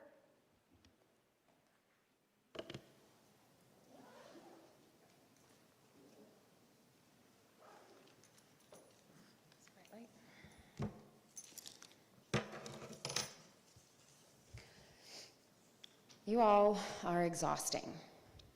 Your relentless onslaught against girls by putting erotica on classroom shelves for boys to read while sitting beside them, and now by opening girls' bathrooms, locker rooms, and FLE classes to boys based on nothing more than feelings.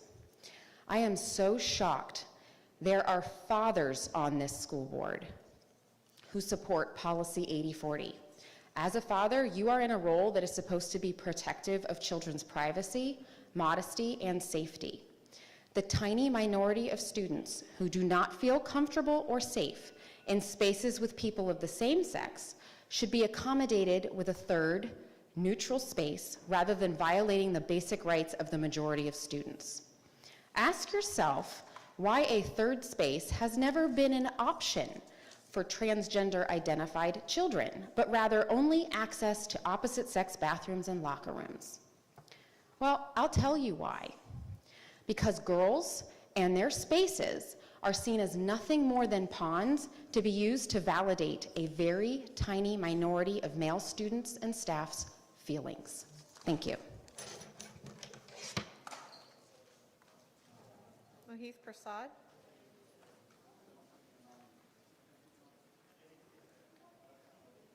Kara Dansky.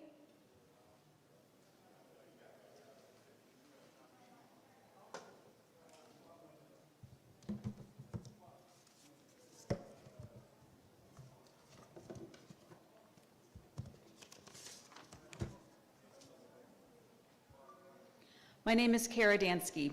I'm the president of the U.S. chapter of the Women's Human Rights Campaign, which can be found at www.womensdeclaration.com. Although I lead a nonpartisan organization, I am here speaking solely for myself. I'm a lifelong Democrat and a feminist. My priority is the rights, privacy, and safety of women and girls, which will be obliterated if you implement Policy 8040. LCPS claims to be committed to providing an equitable, safe, and inclusive learning environment for all students. To do this, you must protect female students as a distinct category. All across the country, female prisoners are being forced to share locked prison cells with male prisoners, including convicted sex offenders, on the basis of the male prisoner's so-called gender identity because of policies like 8040. Please don't do this to female students in Loudoun County.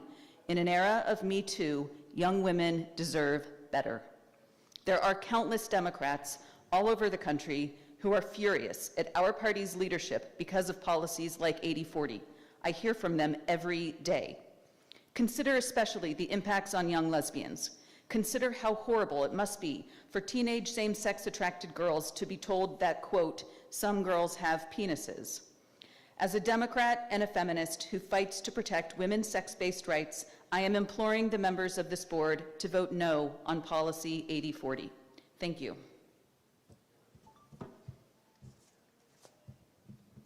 Lynn Davis.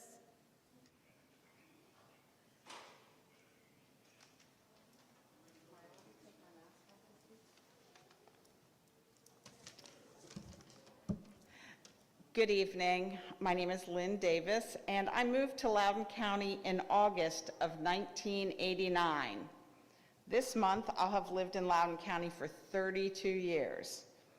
In those 32 years, I spent 30 of those years represented by conservative Republicans. Never once in those years did I send a school board member an email calling them bad names. I didn't find their home addresses and send them hate mail or worse, death threats. And I surely didn't show up at a board meeting and scream at them and stomp my feet like. We worked hard to get our progressive values.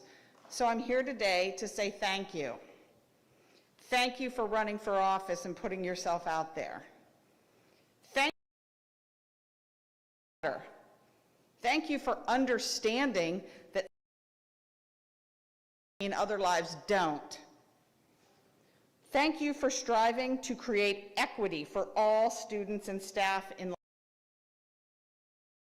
Thank you for protecting LGBTQ students and staff.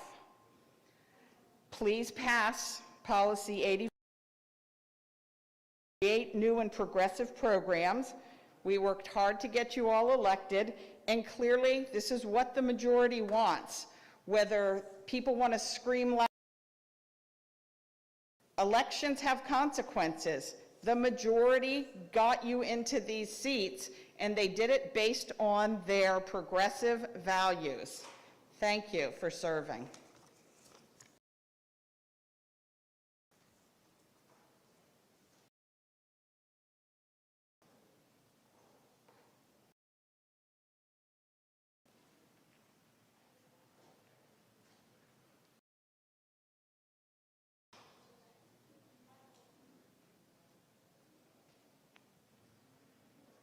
I just want to make an announcement and to inform them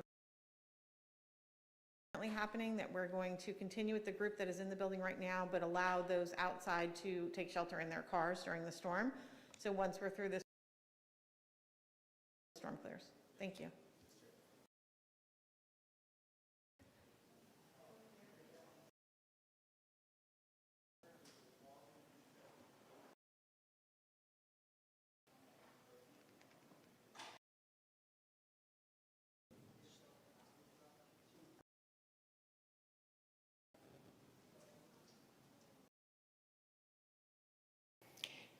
In the LCPS teacher training, it was stated that teachers were second mothers. Keep morals to their students while the parents, the teachers. Here only moral high ground, else thinking that they can supplant our own. In our house, we tell our children not to post bad to see, not to show us if they think that someone they know may. Yes, creates multiple secret groups that board policy while they bully target constituents in an attempt to silence. In our house, we consider lying to the during the investigation of a crime. Justice. Sheriff that she posted a call to action on her Facebook page. Indeed, online the same night after the initial call to target parents, along TikTok, Ms. Bartz. A lie of omission, failure to tell the truth, and say that we're not doing one thing because we teach our children accomplishments, to learn from their failures, and to treat others as they would wish to be treated. Is that white children are oppressors, persons Seuss and Mark Twain are offensive, but pornography harassment codes are acceptable, and proudly stand on my house rule. Parent with my children.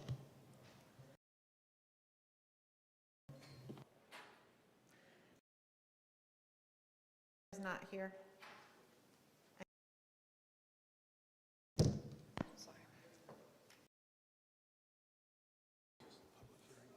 Thank you. Yes, hi. I just wanted to thank, except that, I can't really remember. a few years back, and I thought, public school system basically derailed my kids' lives. The job that you've done been horrible, and it's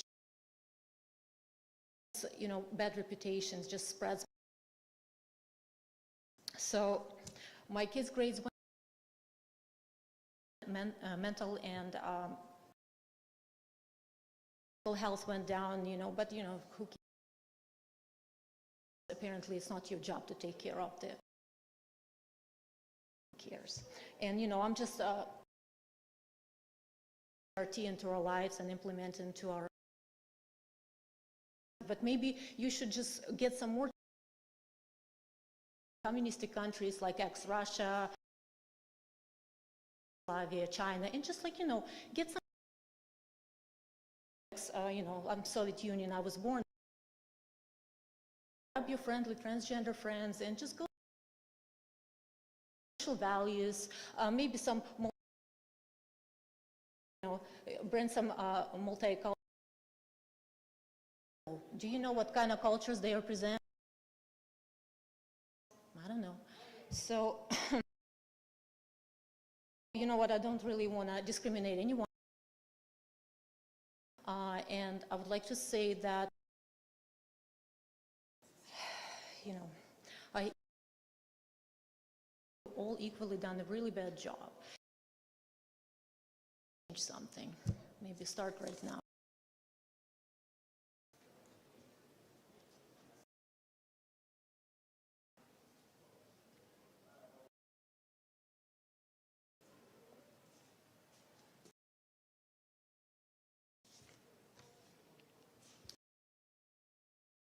Already know that the transgender population,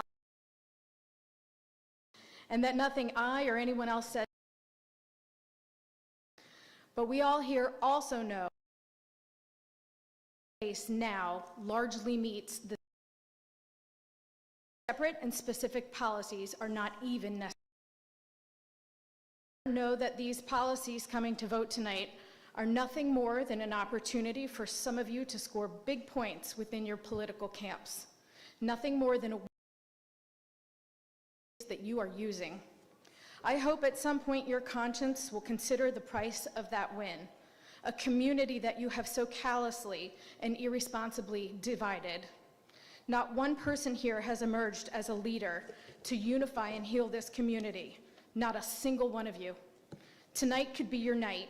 You could vote no, or you could abstain and show us that you want to hear from the rest of us, the majority of us, that you don't agree with all the silencing tactics that are happening in the highest levels of LCPS. But I have conscience for most of you. So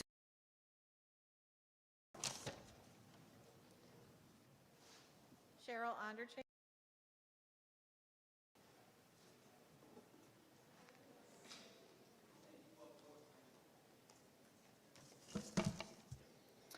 Good evening. I have to start with the fact that this board and administration disappoint me. In fact, to the point that it's my long list of grievances with you.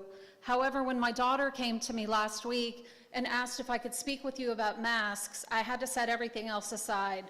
In fact, I asked her to text me in her own words why kids should not have to wear masks. And quote, because I think kids have to wear one, but the people with access to wear them should wear them. And great anyway, so people who don't to from the mouths of babes. Ziegler, as a mother, I am here today to urge you to change your decision on requiring masks for students. Make it an option. Your teachers and staff were prioritized for vaccines. They are free to wear masks if they choose to. And as vectors of disease, our kids are more likely to be killed in a car accident on their way to school or struck by lightning than they are of dying from anything related to COVID. You are harming children by making them into paranoid and anxious prisoners cowering behind masks, not seeing friends, classmates, or even their teachers' smiles or facial expressions. In fact, you're turning them into faceless zombies. FOIA emails show that even your science Jesus Fauci has admitted that these masks do nothing to prevent the spread of a respiratory virus. Let's end the charade. Parents deserve to decide what is right for their children, not you, not the CDC. This isn't a nanny state, and we do not co-parent with this school board. Unmask our kids.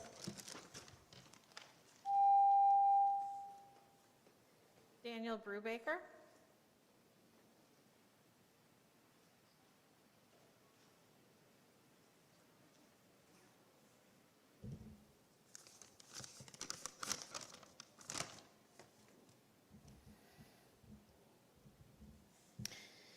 This public comment format and the statement on your website explaining it is nonsense.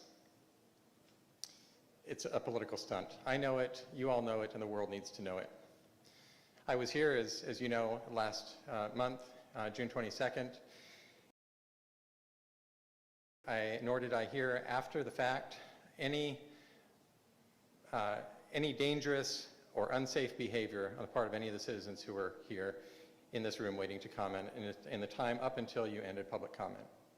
What we did see is all 9 of you voting to shut down public criticism of you by ending the meeting. That's right, you punished the whole class, including many of your constituents who were not cheering, who were not booing. Citizens of Loudoun County who had signed up in advance and had waited their turn in line to have their 1 minute to address you publicly. I'm here today in opposition to the woke progressive policy 8040. It is morally wrong to force students and staff to speak against their conscience. Yet this policy, creating a right to be called by one's preferred pronouns, rather than leaving the judgment to the speaker, compelled speech is un-American.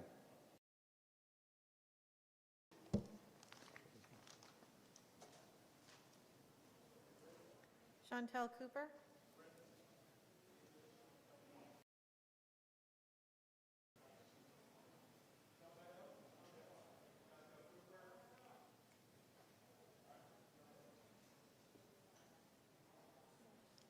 Emily Kuehl.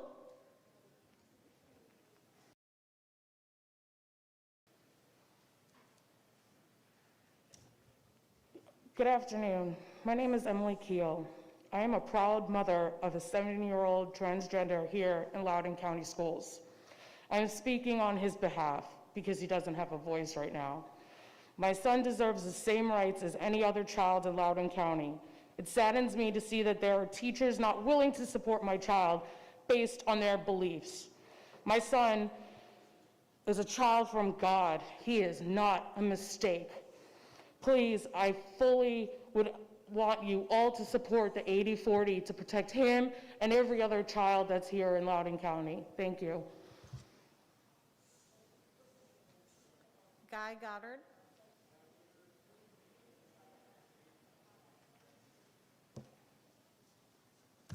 Good evening.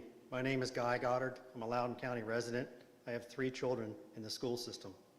For those students that suffer from gender dysphoria, the board should not provide accommodations for them that infringe on the rights and well-being of other students. There has to be a better solution.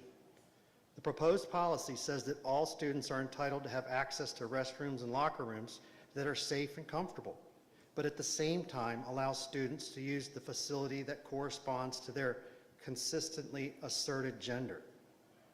How can my daughters feel safe and comfortable when there are boys allowed in the restroom and the locker room with them? I tried to explain this to my oldest daughter, and the look of confusion and dismay on her face says it all. This policy is shocking, harmful, and wrong. Teachers and staff should not be forced to use pronouns that are contrary to the biological gender of a student. This would put many at odds with their religious beliefs and give many no choice but to leave the school system. How many good teachers are you willing to lose? The same God that created in his own image. In the image of God, he created them. Male and female, he created them. This is God's design. Lord God, I pray of those on this school board. I pray that they would not bow down to the demands of the minority and the wayward direction of our culture, but instead would implement policy that protects, educates, and allows our students to reach their full potential. Thank you. Hunt McMahon.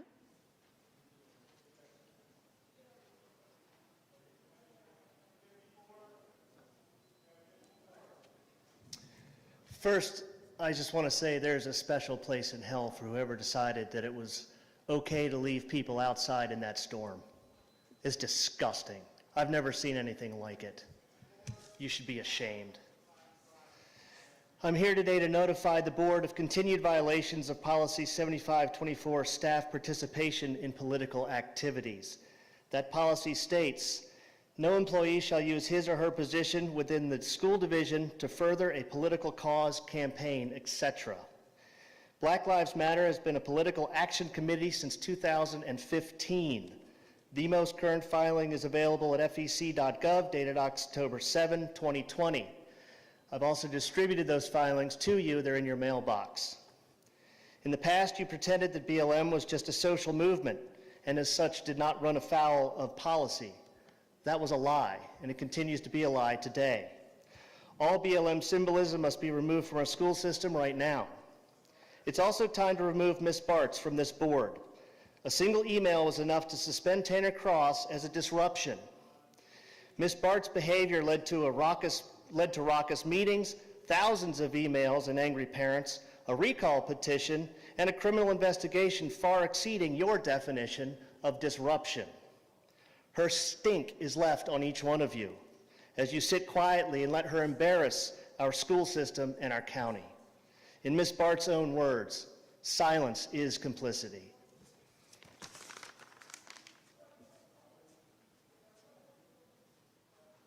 Christine Wood.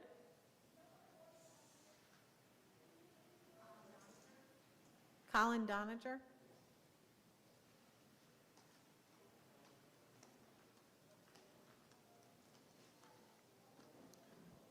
Good evening.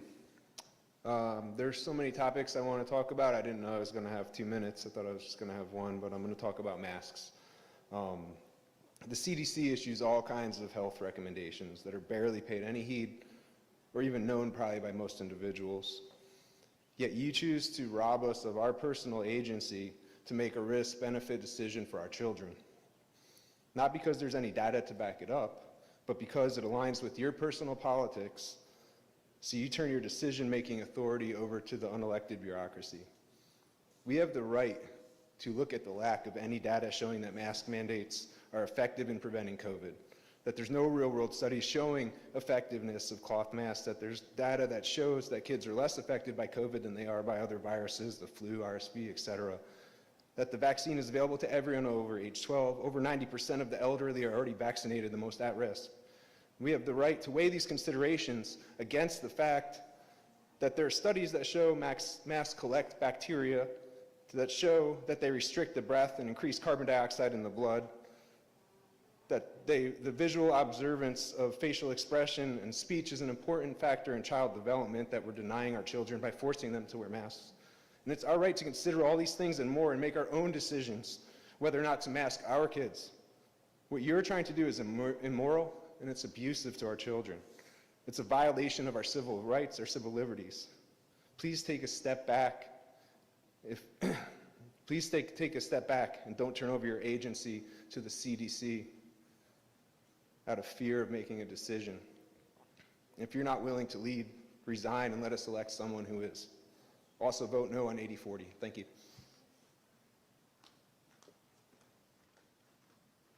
Everly McCauley.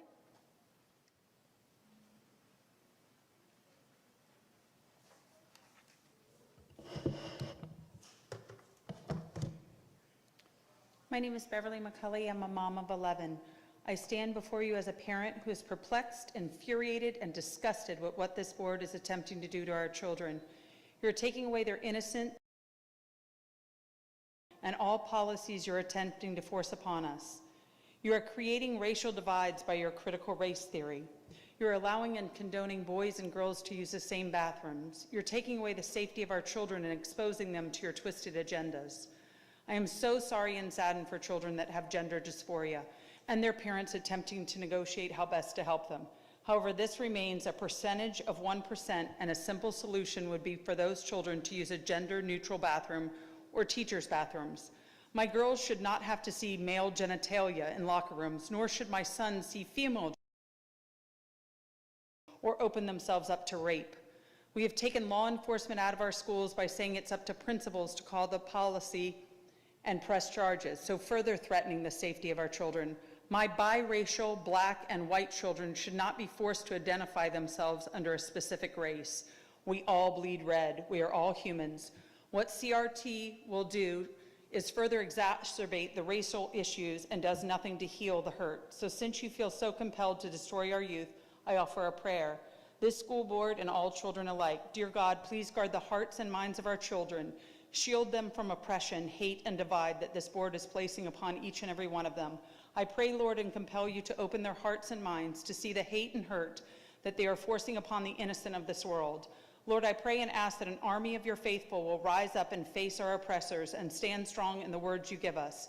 May all that is done to destroy the minds of our youth will be exposed. May all those that are attempting to steal the innocence of youth will be exposed. And Lord, I pray and ask that you come upon each and every one of these school board members and the school system as a whole and allow the Holy Spirit to move inside each and every one of them, and that they may. Joe Mobley.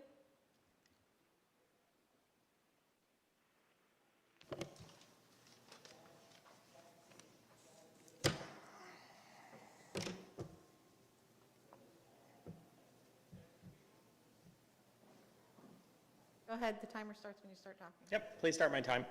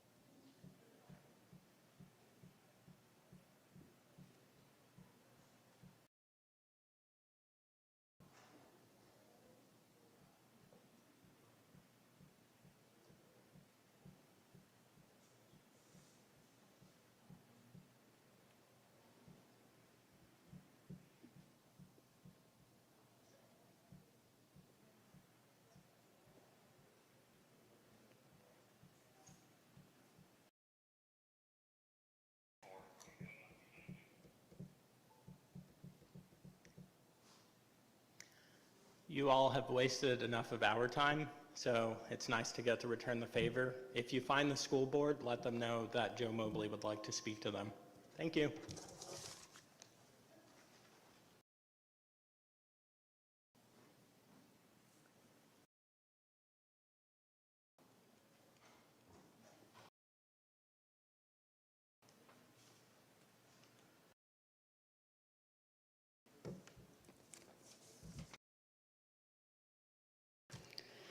Being a school board member,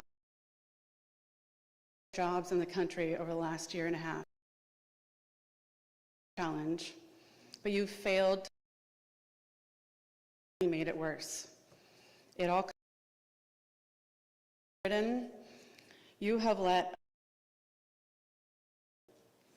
divide our community. 5 months when her behavior and did nothing. Standing up to Ms. Bartz when she stayed, because that is absolutely the reason we are all here. Our children are not the bad guys. We are parents fighting for our kids and their education.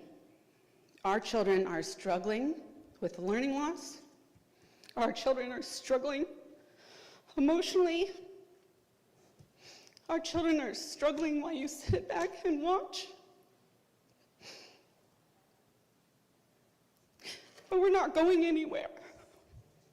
Not all of us can afford private school or are able to homeschool our children. We are depending on you to work together with us and hear us. We just want a seat at the table. Not everyone will get everything they want, but we have to work together. I truly hope that happens. But one thing is very clear. A functioning school board will not be one that Beth Bartz is a member of. Not if Fight for Schools has anything to say about it. Thank you. Gary Higgins.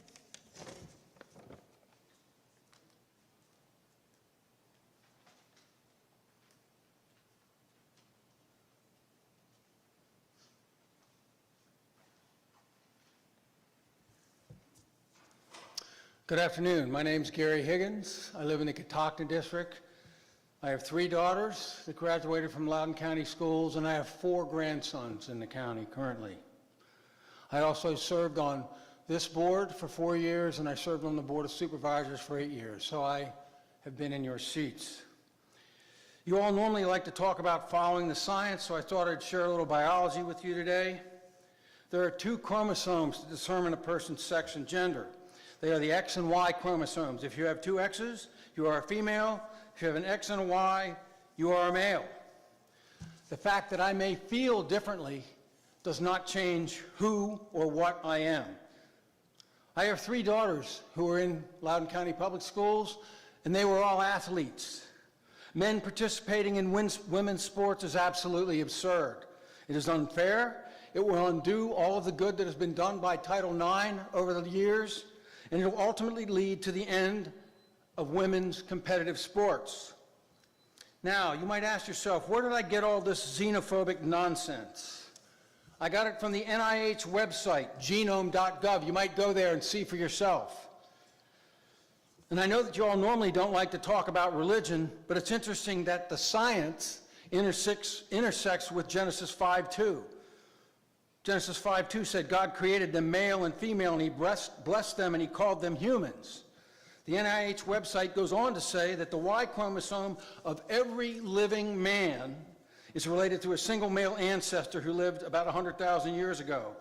As an aside, that genetic information throws out all the arguments for CRT, because there is only one race, the human race.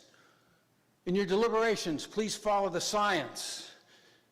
And remember that how I feel does not determine who or what I am. Thank you very much.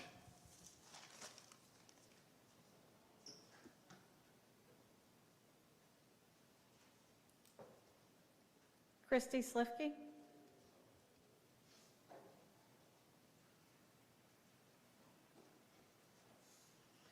Good afternoon, or good evening, I guess, at this point. Thank you for letting me speak. I didn't come with any prepared remarks. I just wanted to come in and say thank you for the work you have done in the last year and a half. We've heard the words unprecedented way too many times, so I'm not going to say that. But thank you. And I guess in response to so many people that have been here sharing their opinions, I would just like to remind everyone that you are here representing a wide variety of children and families, and we don't all look like one another, and we don't all have the same beliefs, and we don't all have the same heritage. But thank you for making decisions in the best interest of our children.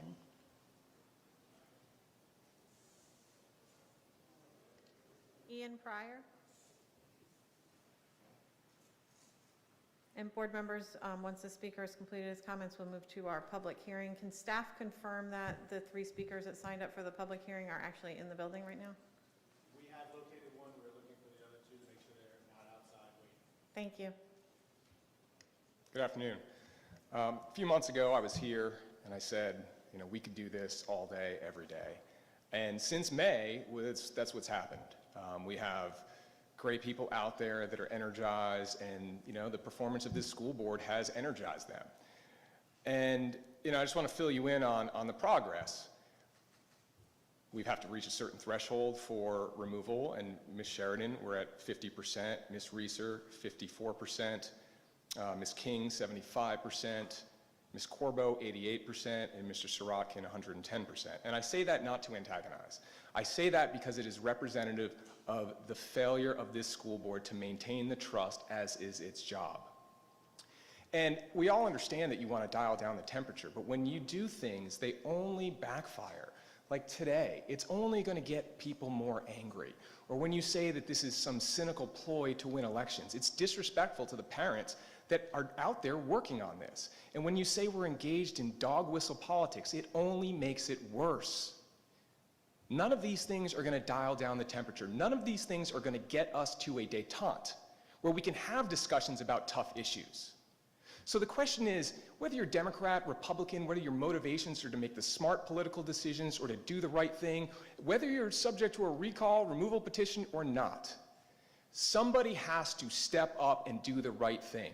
And the first thing that will ease the tension in this community is if somebody steps up and calls on Ms. Bartz to step down.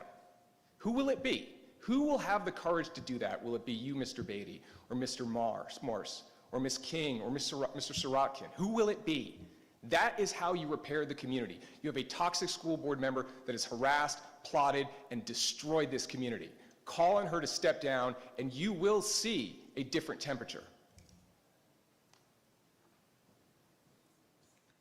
Board members, at this time, it is 6:30, and we will move to our public hearing. The Support Services Proposed Secondary School Attendance Zone. This is an abbreviated process, and I'm hoping our speakers are actually in the building. Chair Sheridan, the last speaker, Linda Hunter, is here. We are still making sure that Zachary Adams and Tamara Nielsen are not waiting in the parking lot. So if we may go out of order while we try to track them and make sure they're not outside waiting. Absolutely, thank you. So we'll call Linda Hunter.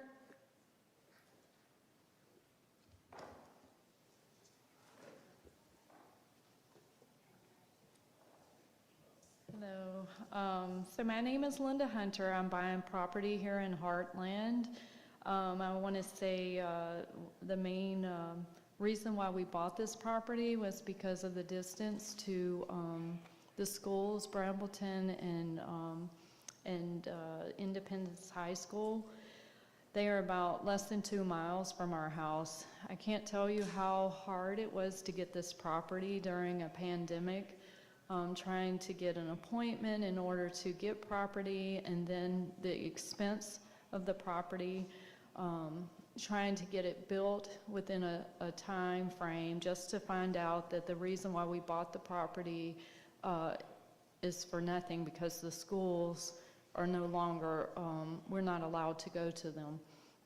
So anyway, it looks like the schools that we're being rezoned to, this school, my daughter could have walked to. The other schools are probably like a 10 to 15 minute drive in the opposite direction as I work, going up Route 50, which we all know is terrible.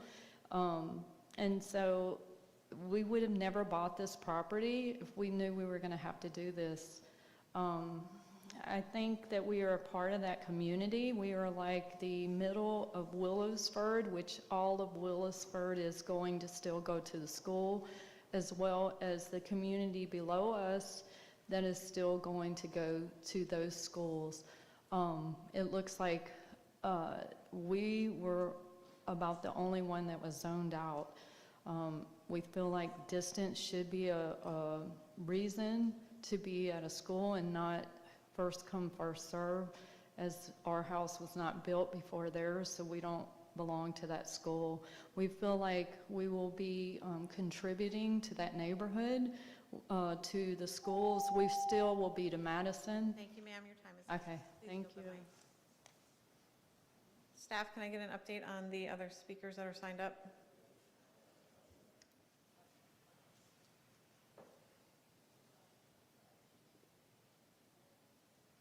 We've not been able to locate either of the remaining speakers.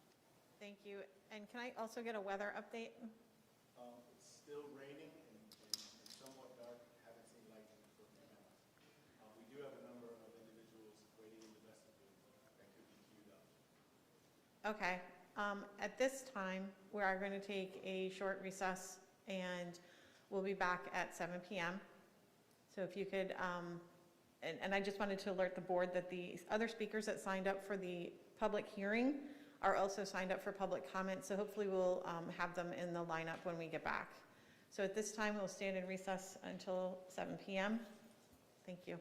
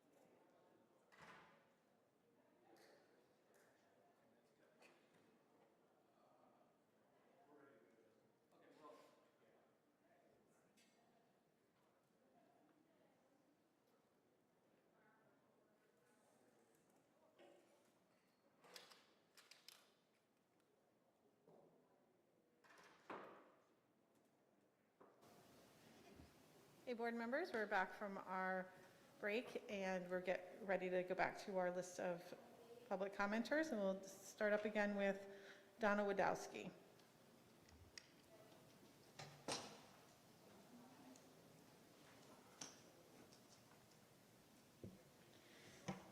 Good evening. My name is Donna Wadowski, and I live in the Ashburn district.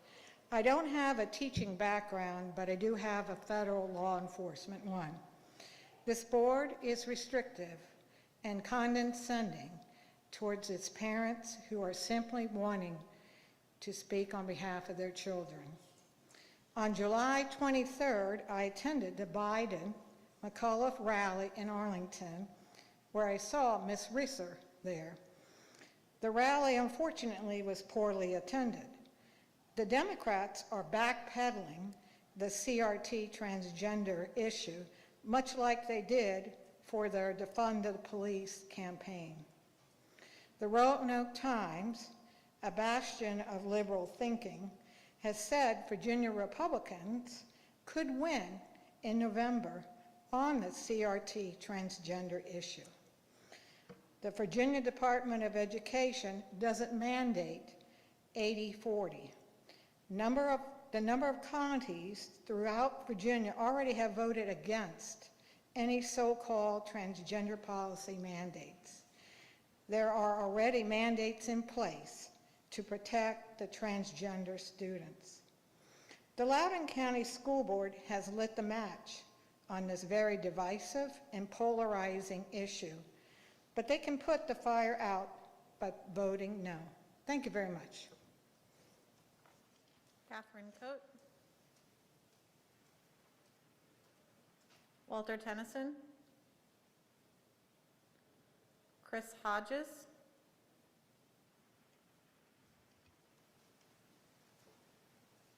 I feel like I'm on Shark Tank.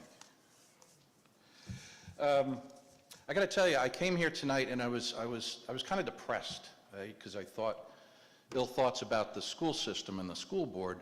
But I was standing in line with a teacher, and I was asking her, and she was fantastic, and I was asking her questions, simple questions, but sincere questions.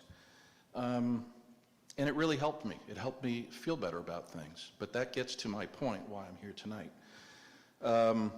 Dr. Ziegler, members of the board, your equity plan may be a very good one. I don't know, but I have a lot of questions. And my strong suggestion to you, I'm coming here with a suggestion, is to have more two-way conversations. You know, these type of forums, they're great, but it's just a one-way venting. That's all it is. Where is the question and answering? Where is the give and take? I think that's what we need. So I was talking to Kelly in line, and I said, Kelly, one of the things that I've heard, I said one of the titles of the training, it said CRT, that's critical race theory. She said, no, that's, culturally responsive training. I said, I had no idea. You know, that's the type of misinformation, if there was question and answering, if there was give and take, that could get out to the public. I thought it was critical race theory.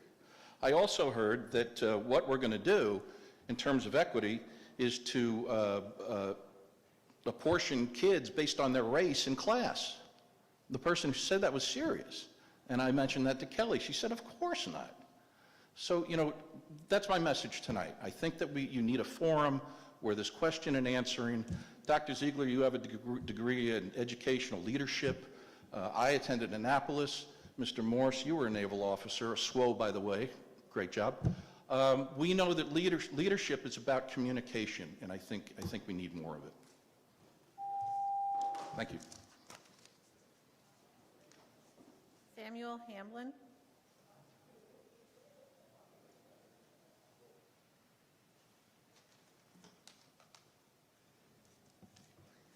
Good evening. My name is Samuel Hamblin. I am here in support of adopting policy 8040. I'm a graduate from Loudoun Valley High School in the year 2017. Some of you may remember me. I have appeared before you for public comment several times when I was a student. In many ways, I am incredibly grateful to Loudoun County Public Schools for giving me such a great education. I owe a great deal of my success in my career because of the education I received here. feel that I'm successful despite my school district and not because of it. I was lucky that most of my teachers were supportive about when I changed my name and my pronouns 6 years ago. However, there were no policies that would protect me from bullying. I feel sad for any trans students of Mr. Cross because I know that used to abuse young people who are just trying to live their authentic lives, because my school counselor did the same thing to me, which was not just upsetting to me because I was trans, but also because someone employed by the school was trying to push an ideology onto me that contradicted my religious beliefs. Feeling like there was no one that would protect me, I suffered through depression through most of my entire high school career. Mental health ties directly to a student's performance and ability to learn. There should be no place in schools where their teachers make them feel unsafe, where they spend most of their time and have no choice in which school they attend or which teachers they have. Please do what is right for our students and what is 80/40. Thank you so much.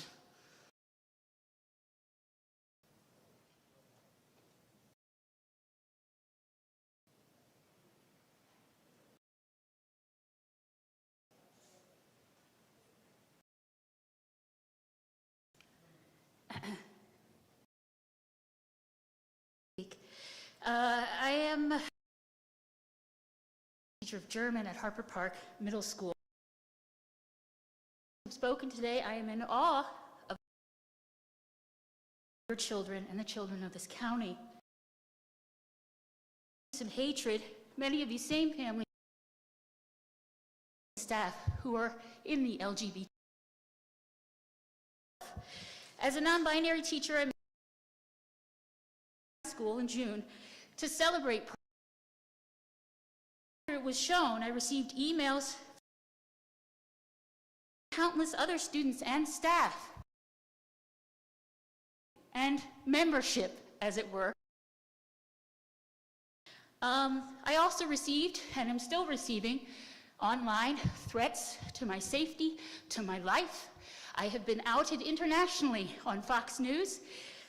Doesn't bother me, I'm sure who I am. My pronouns are they, them. I speak for those who don't feel comfortable and safe, obviously, speaking today. What people say when they say, I'm not going to use your pronouns, I'm not going to support this, you're creating a hostile environment for the children that are hiding in our schools, those 20%, 10 to 20% students who are going through the same thing and experience I went through 30, 40 years ago. Depression, suicide attempts, self-harm, all caused by how some of you and your families treat children in our schools and in our communities. My pronouns video was in no way about my sexuality. That video was for those kids and staff who do not feel safe anywhere because of you. Since June, the harassment has continued. I've been called a pedophile, a groomer, an idiot, crazy, you name it. I am none of those things. What I am is an Thank you. Please yield the mic. Brian Davison.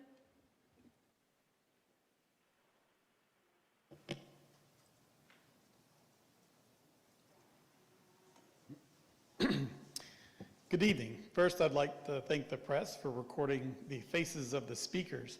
I understand that the school board tried to prevent us from being taped on the camera so it couldn't go viral, but the press, thankfully, is here to protect our rights. Second, I'd like to talk about what's the number 1, 2, and 3 priorities of a school district. Teaching kids, teaching all kids. And there's been a lot of talk about whether there's racist or anti-LGBTQ people in the community and among the school employees.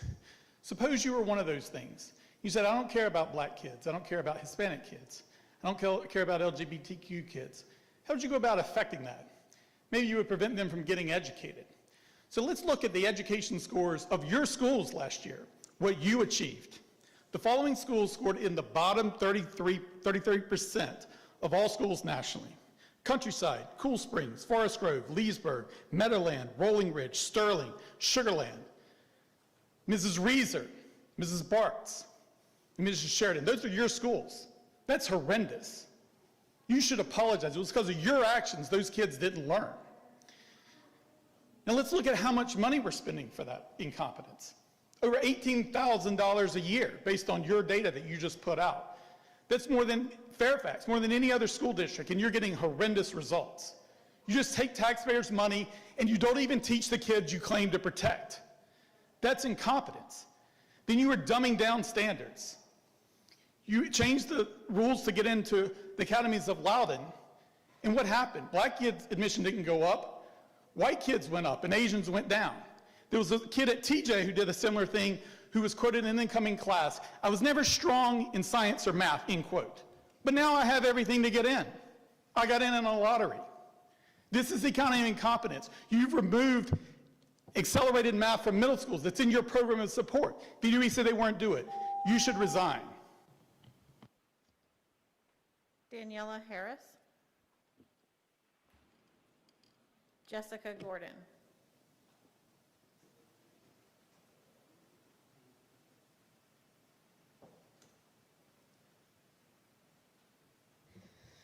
Hello, my name is Jessica Gordon, and this is my third school board meeting I've attended.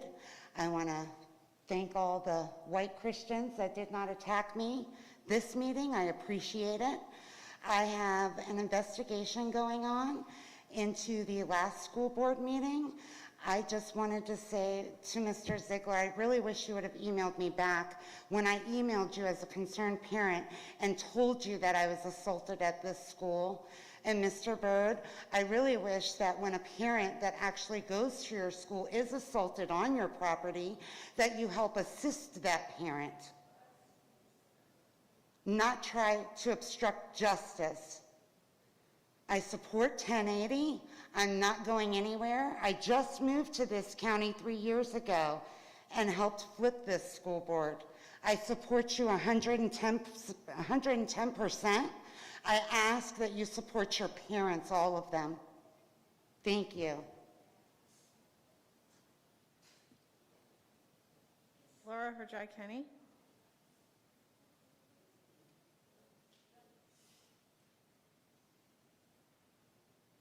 Madeline Skinner.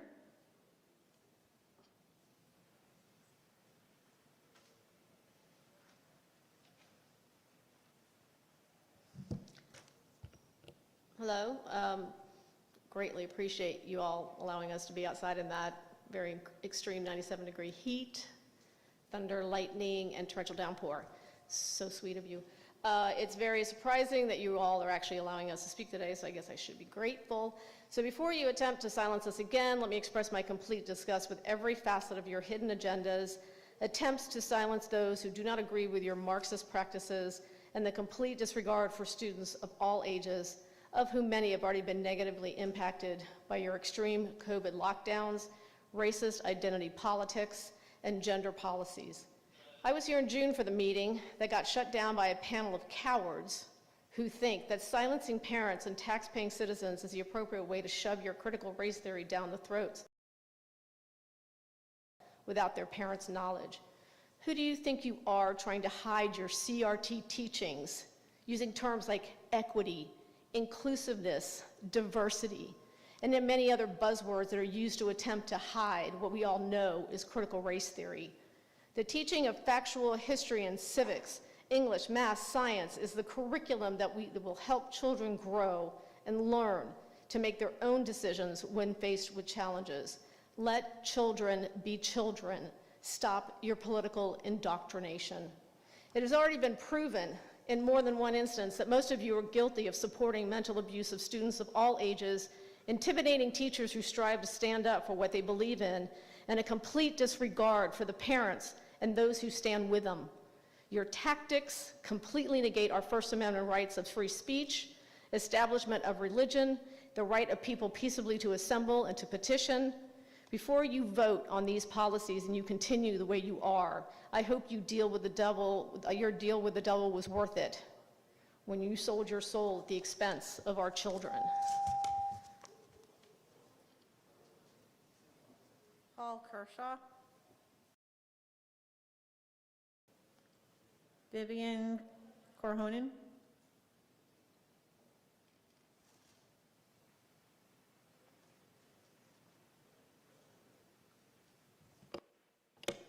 Hi, good evening.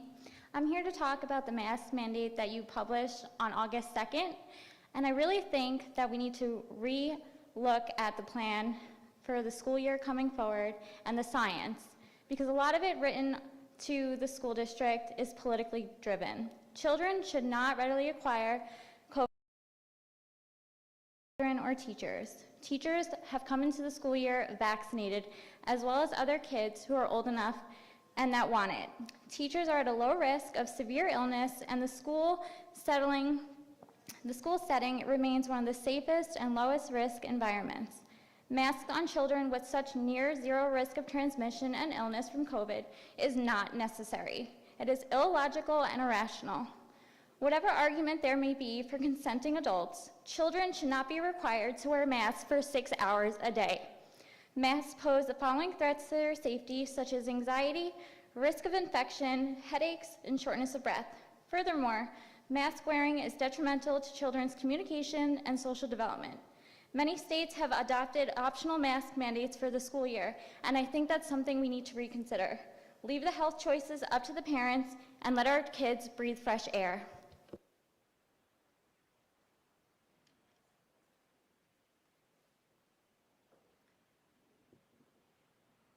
Ayala Sherbo?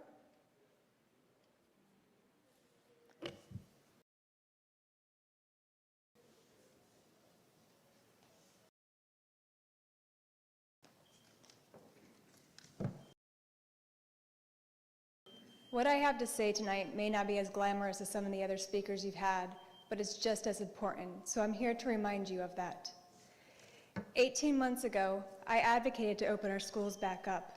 I advocated for education, specifically for SPED students, specifically for my children. May I remind you all of the Rehabilitation Act of 1973, or FAPE, Free and Appropriate Public Education. This school board continues to make decisions that pertains to everything but education. You are consumed with these political agendas that you have forgotten what matters most, providing quality education to every one of our children. Yes, a lot of children have suffered through this. However, let me tell you, your SPED community has barely stayed above water. What is it going to take for this entire board to see what you're doing is creating more harm than good to our students? Over the course of the past 2 years, you have failed thousands of children who will now spend endless hours and years catching up academically and emotionally. It is time for this entire board to put your political agendas on hold and put your focus back into education where it belongs. Thank you. Brandon Michonne?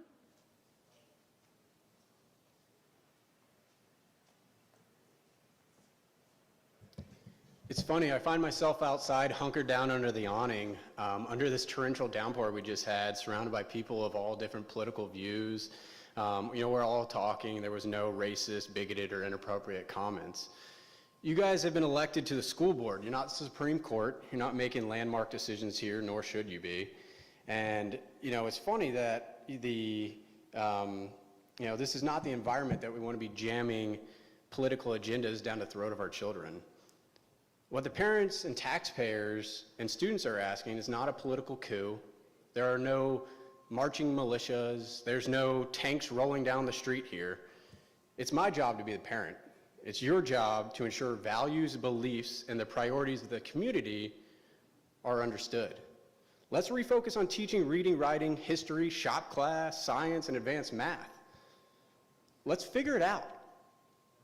We've asked time and time again, and we really haven't got any answers, and you guys know that. Why do we keep coming back? Because we're not getting answers. But it's okay to have different opinions. I have different opinions than you guys might have. That's okay. What we want and what we've asked for is a town hall to have in-person Q&A with you guys. Not people on screens, the elected in person. Let us ask you guys questions. We might not like the answers, but that's okay. Let's get a town hall organized to ask the tough questions. I urge you to do this. Someone once told me that rational people can make rational decisions together. Let's make rational decisions. Let's figure out a way to raise the bar in Loudoun County. Thank you. April Little.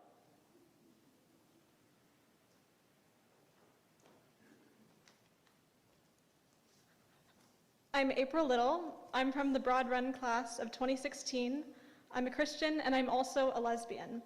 Some faith communities are denying the dignity and personhood of transgender and gender expansive people, but I believe that all people are made in the image of God, who transcends gender. I also believe that bad theology kills.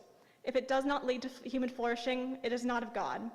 There is a consensus among licensed mental health professionals that attempts to keep youth from expressing their true gender identities leads to depression and suicide. Therefore, such attempts have no place in a healthy learning environment.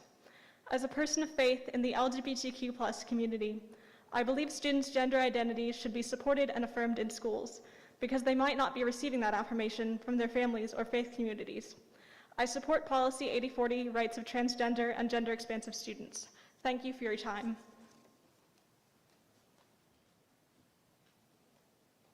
Caitlin Grigowski, and I mangled it, but thank you. Not present, thank you. Michael Miller.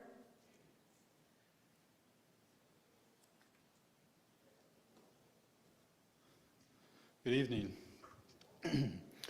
On June 20th, 1785, James Monroe addressed the Virginia General Assembly, and he said this: "We hold it for a fundamental and inalienable truth that religion and the manner of discharging it can be directed only by reason and conviction, not by force and violence. The religion, then, of every man must be left to the conviction, the conscience of every man, and it is the right of every man to exercise it as these may dictate." End quote.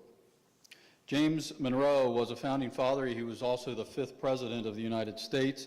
He knew exactly what the Constitution meant and what it was written for and what it was written to protect and defend. Policy 8040 denies Christians this right. It denies them the right to practice their Christian conscience. People like Tanner Cross are unable to practice their freedom of conscience because it forces him to lie. It forces others who have the same beliefs to lie to a child. And I didn't think that we were in the business of lying to children.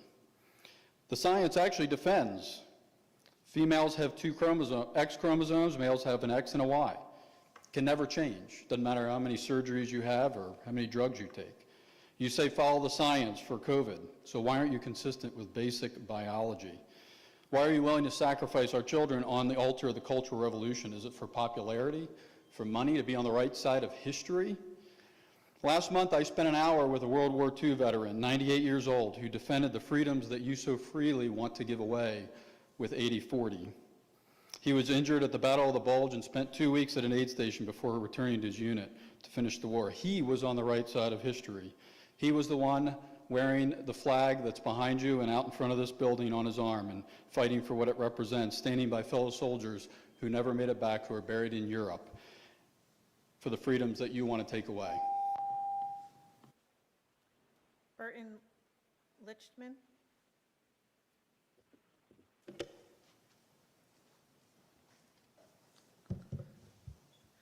Hello, everyone. As a former LCPS student, I'm in full support for Policy 8040 and can speak firsthand on the benefits this policy will provide.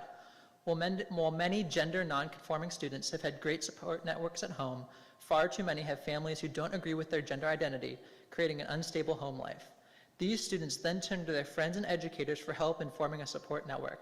When a non-binary or transgender student lacks a strong support network that affirms their gender identity, they experience increased rates of depression, thoughts of suicide, and suicide attempts, as opposed to their cisgender peers. This was found in a June 2020 study published in the Journal of Adolescent Health. In a study published just last month in the same journal, researchers found that lack of access to a bathroom that corresponds to a gender nonconforming student's gender identity resulted in students' increased rates of depression, 85% more increase, thoughts of suicide, 60%, and attempts of suicide, 30% attempted in the last year. These increases were not found, however, when students had access to a bathroom that corresponded to their gender identity or a support network that affirmed their gender identity. This is why Policy 8040 is so desperately needed.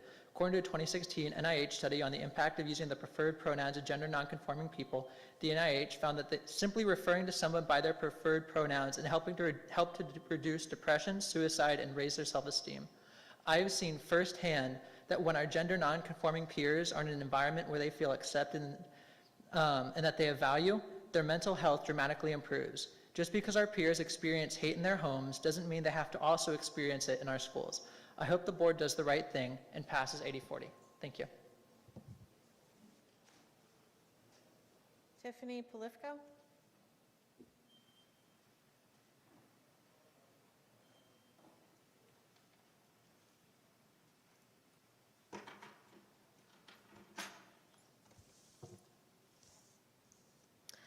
On June 22nd, the crowd in this room applauded former Senator Dick Black.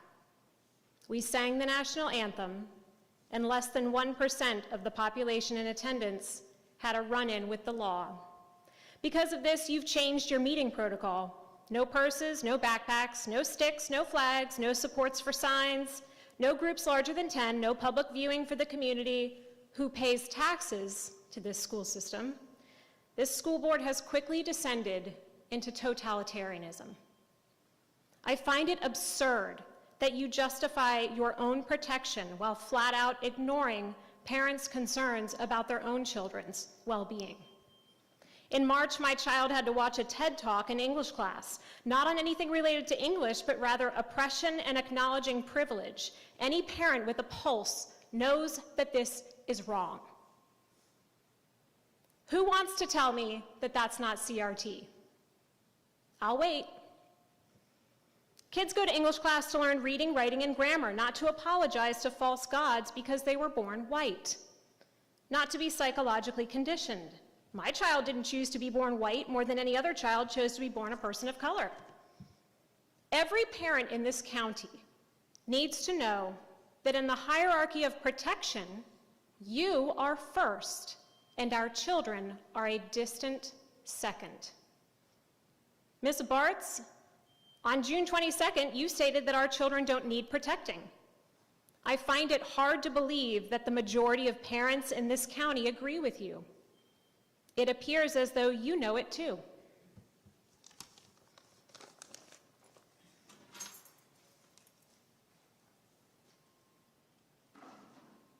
Andrea Weisskopf?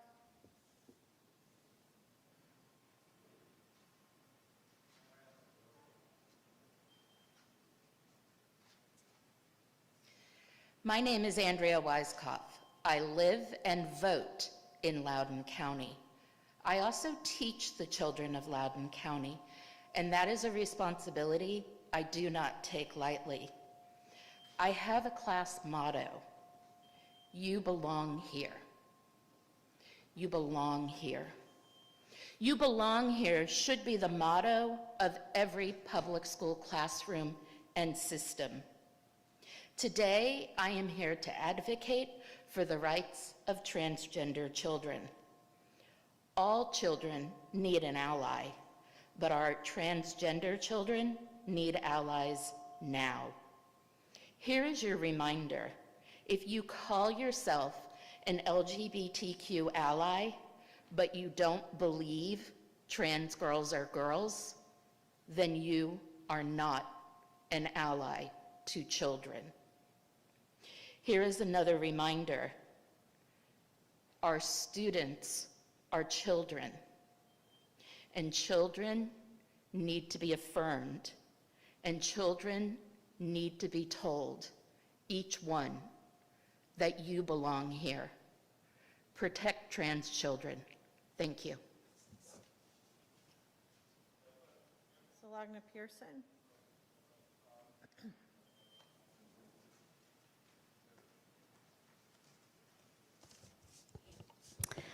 Hi, I'm Solagna Pearson. I'm a mother of 4 biracial children. I am an educated and analytical-minded Indian American who speaks 4 different languages.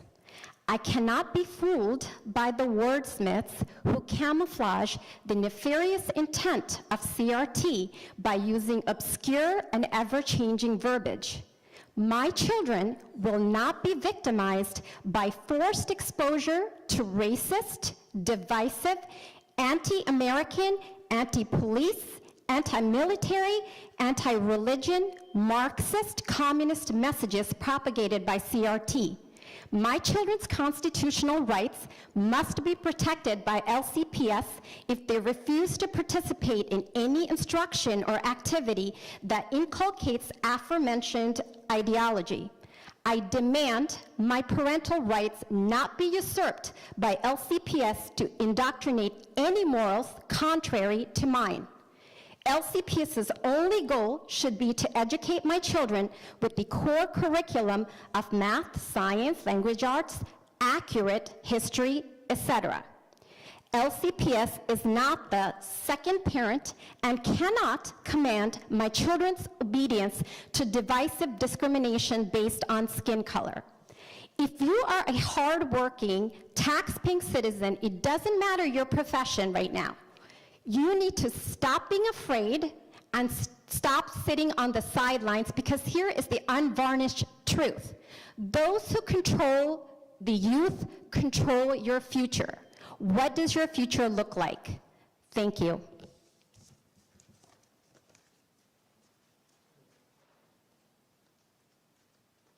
John Nix. John Constant. Zachary Adams. Lee Landers.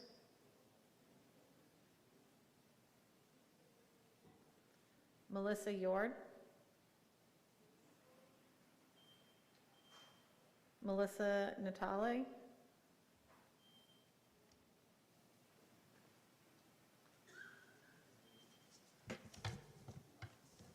Hi, my name is Melissa Natale, and I'm an ER physician in the community, and I have 2 high school sons in Loudoun County.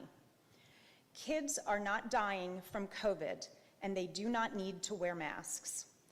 Parents are being fooled into thinking that masking their asymptomatic children will somehow prevent them from spreading or getting COVID. This is a big fat lie. Here are the facts based on real data.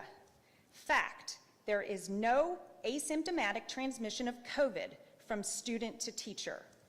Fact, the mortality rate of COVID in kids aged 0 to 18 with no pre-existing conditions is 0. Fact, masks harbor virulent bacteria, they increase carbon dioxide levels, and they impede learning. Fact, there are no conclusive studies proving that masks actually prevent COVID. My last fact, the CDC is a group of 15,000 quote-unquote scientists. They are not practicing physicians, they work for the government, and they released guidelines based on no conclusive data. This notion that kids are being masked for their own safety is a lie. Why do we need to mask a child with a mortality rate of 0? Parents are very intelligent beings. Masking should be a parental decision based on the facts. Thank you. Stephen Pepino. Jack Letchett. Marunisi Abasi. Ann Miller.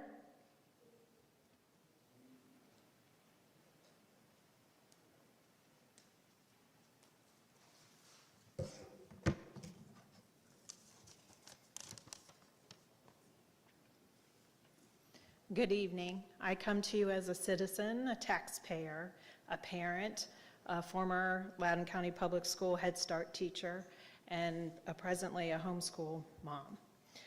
By January 6th, the last school board meeting, you exposed yourselves and where your funding and your marching orders are coming from. That dark money from the pit, it comes from the pit of hell. And if you think for 1 second that you will not pay an eternal ransom for dancing with the devil himself at the expense of our children, you are sadly mistaken. Stop while you still can. Save our children. Do the right thing. Our children in Loudoun County are not pawns to be used in a dark, deceitful web of lies. We know who you are dancing with. They have no souls. They traffic in children and abuse and rob them of their innocence and their lives. We know their level of depravity, and soon the entire world will know too. We, the citizens and parents of Loudoun County, implore you to stop. Do the right thing. You can stop it today in Loudoun County. Just say no. May God bless each of you, and may he give you the boldness and the courage of David to do the right thing.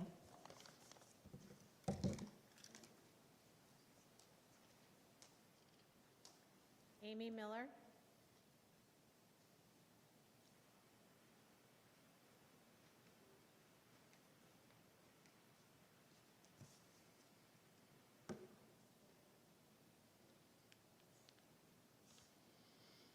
Good evening. My name is Amy Miller, and I have 4 children, one of which is in Loudoun County Public Schools. My daughter, Lydia, is a student at LCPS. She has special needs and is not able to communicate well. Policy 8040 is a violation of her religious freedoms as well as a safety concern. If you pass this policy, I will demand that someone accompany her all day to make sure there aren't people of the opposite sex in the bathroom before she enters. Also, requiring her to wear a mask is a violation of her religious freedoms. If you can't ask a student who wears a face covering for religious expression, which you shouldn't, then you certainly cannot require my daughter to wear one. According to the CR training, Mass is Equity given to LCPS teachers, my daughter who has Down syndrome is on the list of people who are oppressed. Why are you teaching students to walk around with a chip on their shoulder waiting to be offended? My daughter isn't oppressed. She has strengths and weaknesses just like every other child. Educators should be helping her to do her best, not teach her to feel sorry for herself because she falls into a certain demographic and society is holding her back. Where does equity fit into the LCPS mission statement, which is empowering all students to make meaningful contributions to the world? Did you know that empower means to enable or give someone the ability to do something? How do you do this under the guise of equity, which requires a forced equal outcome?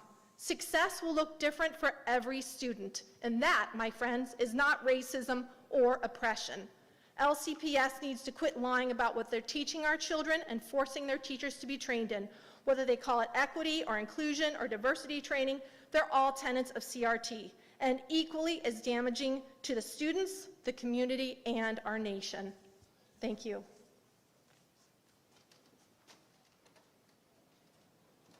Divya Devecha.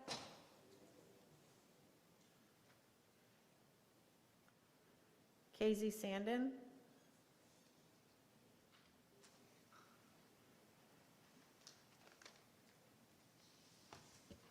Hello, I'm here to speak against adoption of Proposal 8040.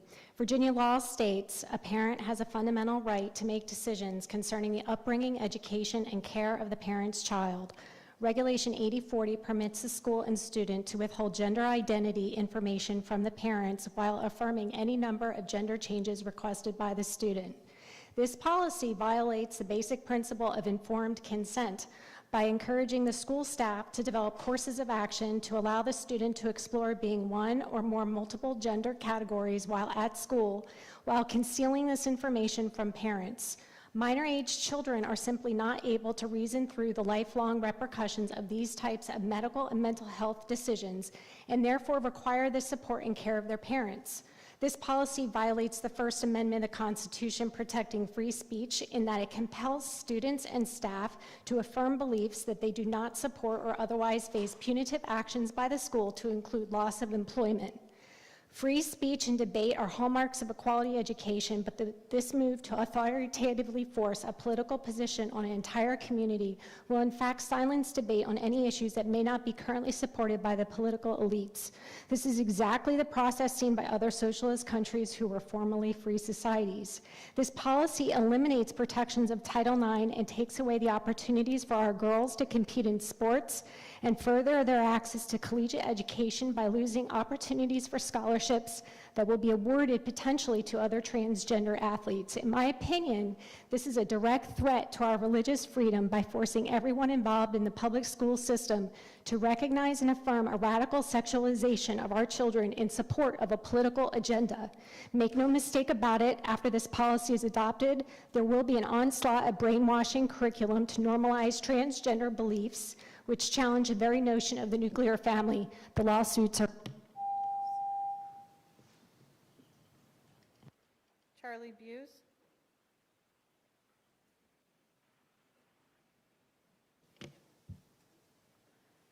Medina Kerbin. Andrew Boyd.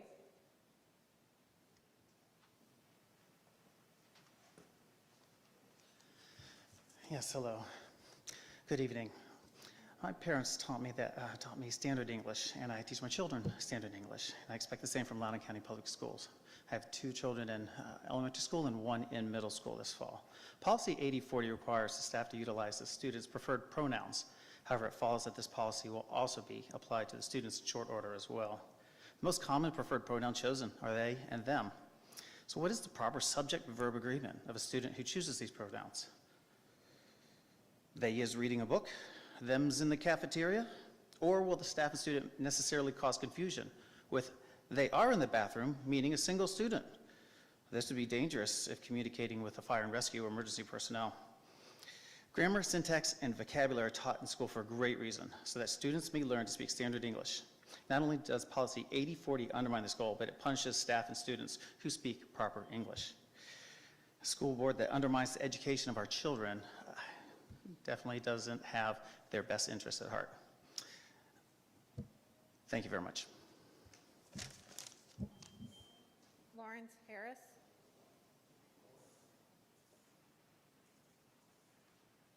Jessica Smith.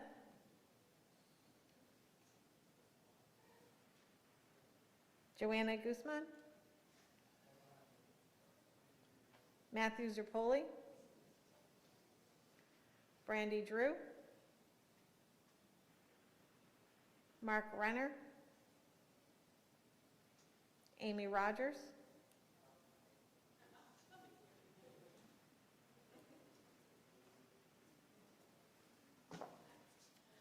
Okay, to the press, I really like for you to understand I am the lady who got completely drenched in the rain being outside, waiting for me to be able to use my freedom of speech to talk here, because clearly the most parents seriously don't have a lot of freedom of speech here, nor does the school board seem to care about any of us.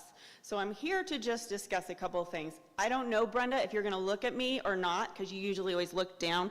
Just like typical liberal elitists who just decide you're gonna look down your nose, keep all the people outside in the rain and the thunder, but we're very worried about COVID, so we're not gonna let people in here, and a security reason.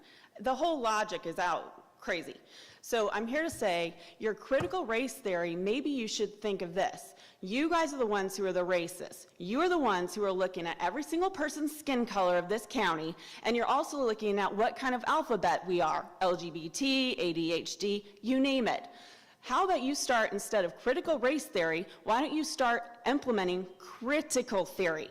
I have so many kids who I can't even imagine that they even graduated from this school of Valley this year. They couldn't even spell snake eyes. S-N-E-E-K was how they spelled it. We have bigger problems in this county than worrying about all these other side note circus shows that you guys are putting up here. The more important thing is, get the kids back to reading, writing, arithmetic. Let the kids actually learn, and please focus on their content of their character, not how they are, their skin color, their feelings for the day.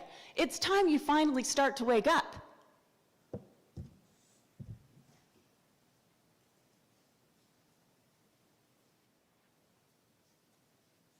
Gina Anders.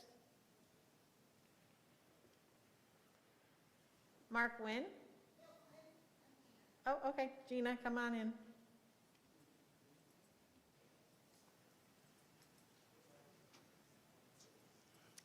Thank you for letting us in after 3.5 hours of standing in the oppressive heat.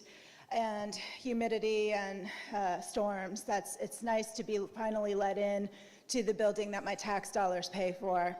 I'm outraged right now at the recent actions of this board against Tanner Cross and Beth Bart's little hit list aimed at destroying her political opponents. Yeah, we call that political persecution, and we don't do that in this country. This is America.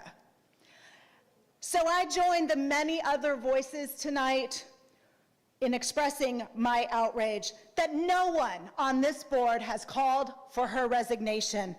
She is toxic, divisive, and willing to resort to actual persecution of her political enemies. We don't do that again in America. I ask that this board grow a backbone and publicly demand her resignation.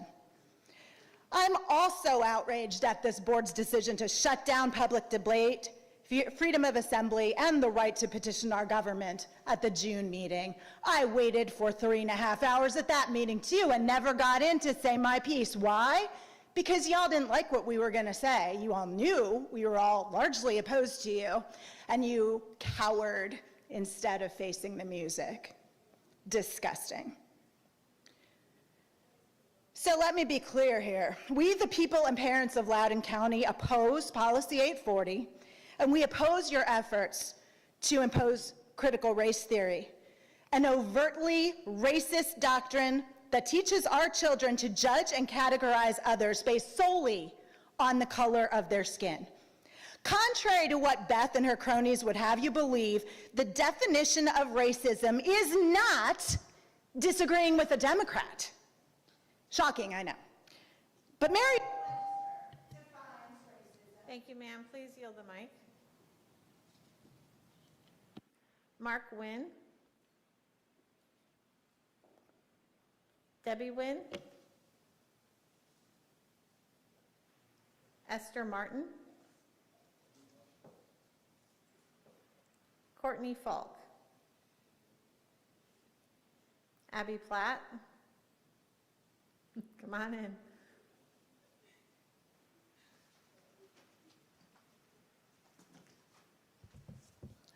I'm the parent of 3 biracial children. When we moved here 10 years ago, we specifically sought out this area. We came to what we believed was a small, quiet, country little town, and we specifically came for the schools.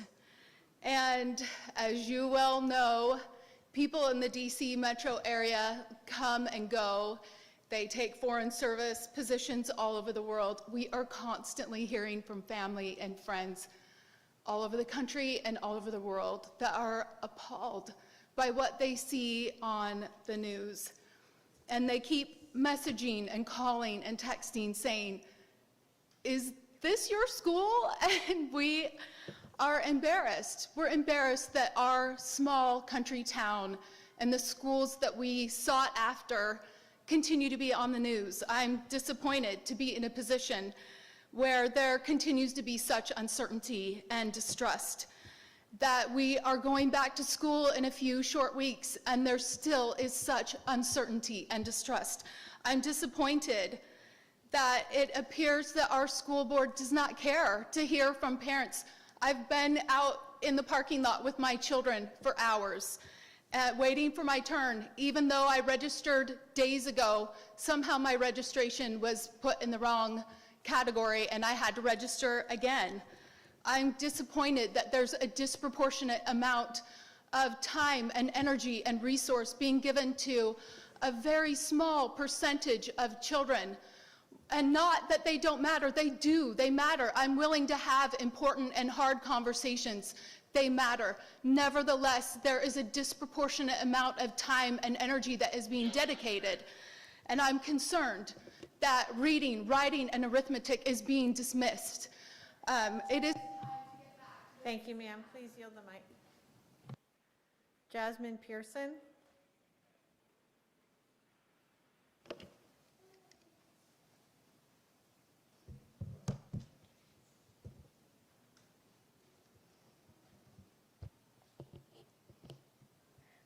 I'm a student of Loudoun County Public Schools, a bullied, excluded student due to CRT. Several times I have been harassed for what I stand for.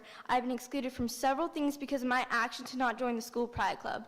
I've been made fun of, sweared in front of other students because of my religious beliefs. CRT is not helping racial justice. It's tearing kids down like mean. It's demeaning our worth. It's making kids look at your skin color and popular culture as a judge to determine if you're a friend or an enemy. Others feel alone and confused as to what they should believe anymore. We need justice for the kids like me who are being forgotten and suffering.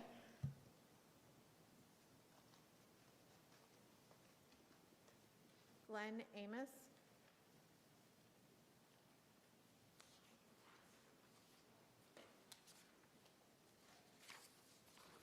Damon Schaefer. Charles Salas.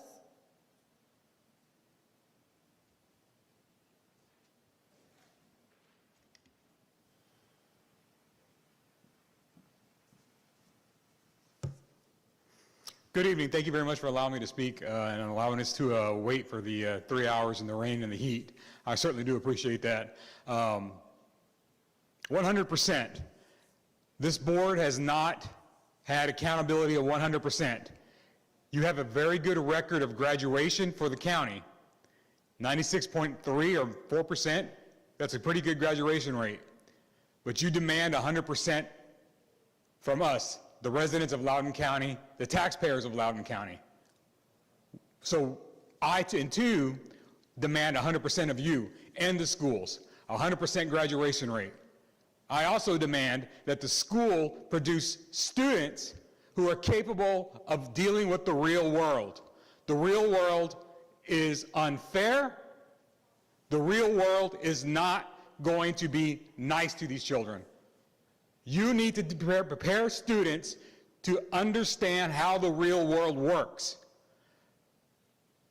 I have seen too many graduates from Loudoun County not able to handle basic math, basic reading, basic critical analysis and thinking. This school board is in charge of providing a solid education and a foundation for our children. If you cannot do that without introducing any other nonsense like critical race theory or any other nonsense and allowing things like that to happen in this school district, then you do not belong behind that board. You are a detriment to our children. You do not carry or care about our children and what they become. And they become a hindrance to society. They need to be here, you need to be here to help them become stronger citizens, not dependent on the government. Thank you very much. Tricia Caparelli. I'm sorry, I skipped Peter Lierney by mistake. Feel free to correct me.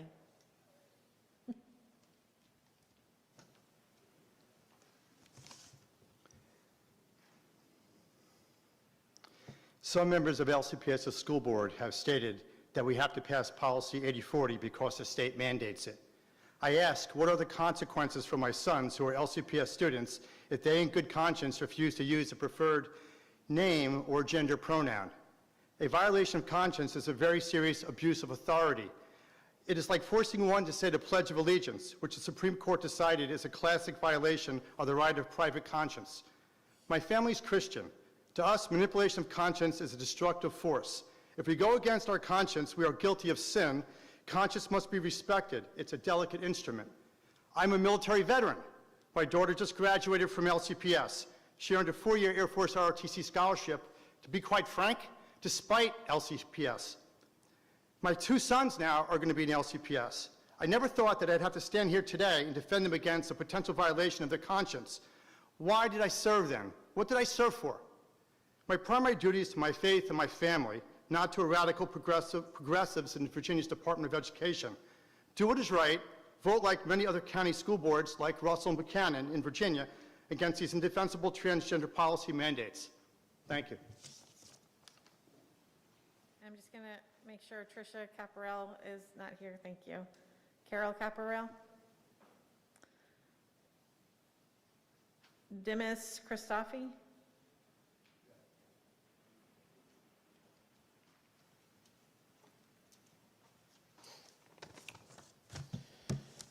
Dear disgraced board members, you think you're woke? Well, let me wake you a little bit more. I'm a Chaldean married to an Armenian. We are minorities of the minorities in this country. Our ancestors and people survived massacres of the Turks and the ISIS. I grew up in Iran as a Christian, and when we went to school, as much as the government wanted to indoctrinate us, the teachers didn't allow it. The teachers did their job, teach us the curriculum, science, math, biology, etc. They didn't try to shove propaganda down our throats like the Ayatollahs did. Now in the 21st century, we have social justice warrior so-called teachers are trying to shove their garbage ideology down our kids' throat. These are our children, not yours. Their job is not to raise my child or my neighbor's child. Their job is to teach our kids math, science, biology, literature, and that's it, not ideology. Now you want to push garbage crap like pronouns? How the hell does that keep a kid from succeeding? How does that help them? Does that teach them how to add? You want to push that garbage down my kid's throat? I will make you call my kids king and queen. That's how we'll address my sons and my daughter.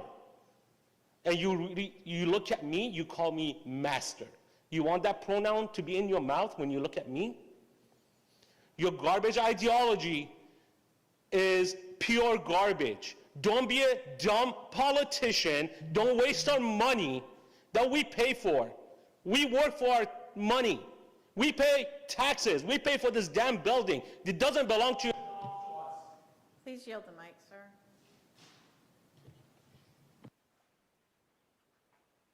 Lilith Vanessian. Michelle McCann. Dale Gilbert.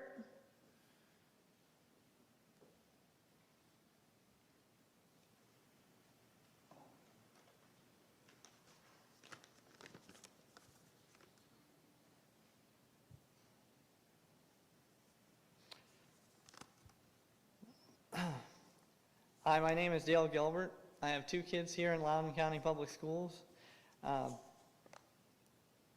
don't know if you can see me or not, but our kids need critical thinking, not critical race theory. I took time out of work to come here to address all of you. I have never done that in all my years. Both my kids go to Loudoun County Public Schools. I'm from Ashburn, Virginia. I have not been bused here. I just think it's ridiculous.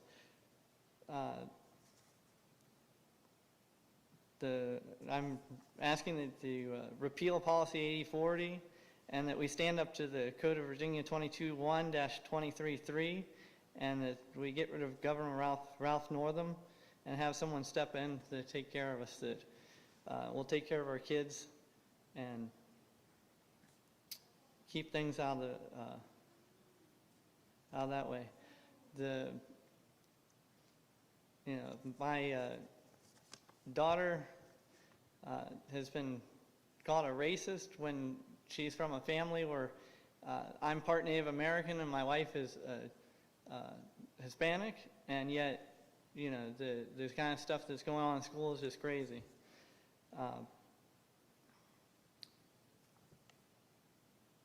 And I think, we're a family's Christian, we try to teach our kids the truth, and how can you be telling them the truth that a girl is a boy and a boy is a girl? And I don't feel secure leaving my kids going to use the bathroom with other kids that are different. If it's a boys' bathroom, it should be boys, and if it's girls, it should be girls. And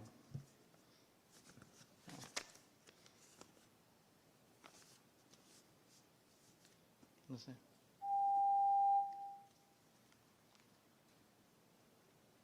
Alice Parkin.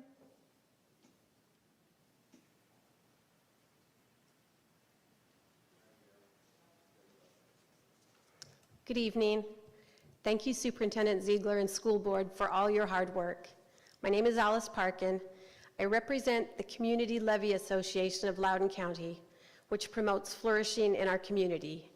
We have no religious affiliation nor represent any political ideology. We have been troubled by the rancor, contention, and divisiveness in our local public square, especially regarding school issues. We've taken a special interest in LCPS Policy 8040 because it touches on deeply held and profound personal beliefs, and because those with opposing views appeared to be talking past each other and unable to find common ground. We recently initiated face-to-face meetings between leaders of Loudoun's LGBTQ+ community and those that have serious religious concerns about 8040. We worked to build trust by meeting with these groups separately, and then we met together. We had a profound experience listening, discussing, and finding common ground together. We reported this to you and sent proposed additions to 8040 that were unanimously agreed upon by all, including student privacy and safety suggestions. We commend these recommendations to you for your consideration. We believe this trust and conciliation approach is critical to diffusing animosity and misunderstanding and to promoting respect and understanding. We ask you to apply these cooperative methods to 8040 and to other school matters in our county. We also invite all on any side with an interest in fairness for all and a desire for a peaceful coexistence now and into the future to contact us. Thank you. Monique Dupuy.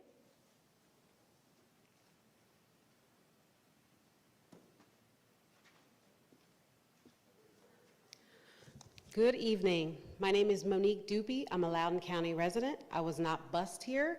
I'm sure that when you woke up this morning, you knew where you stood on Policy 8040. You have heard many voices tonight. I don't know that I will be able to change your minds in my own strength. So I pray that tonight your eyes will have been opened, that your hearts are softened, that your minds be renewed, and that you would feel the truth and love of those speaking out against Policy 8040, that you don't ignore the discomfort that you feel when you are about to vote yes, that you would think about the other children whose privacy could be stripped away, that Tanner Cross and all other teachers would be protected after tonight, that this policy would be stated in such a way that all students feel safe, that you would realize that this policy can cause even more division. I pray that bullying would stop, that the name calling would stop, that in the end of all this, that everyone would come together to protect the precious young children because they all matter. I pray that in the end that God will show himself strong, and he will. Thank you. Chrissy DeVinny.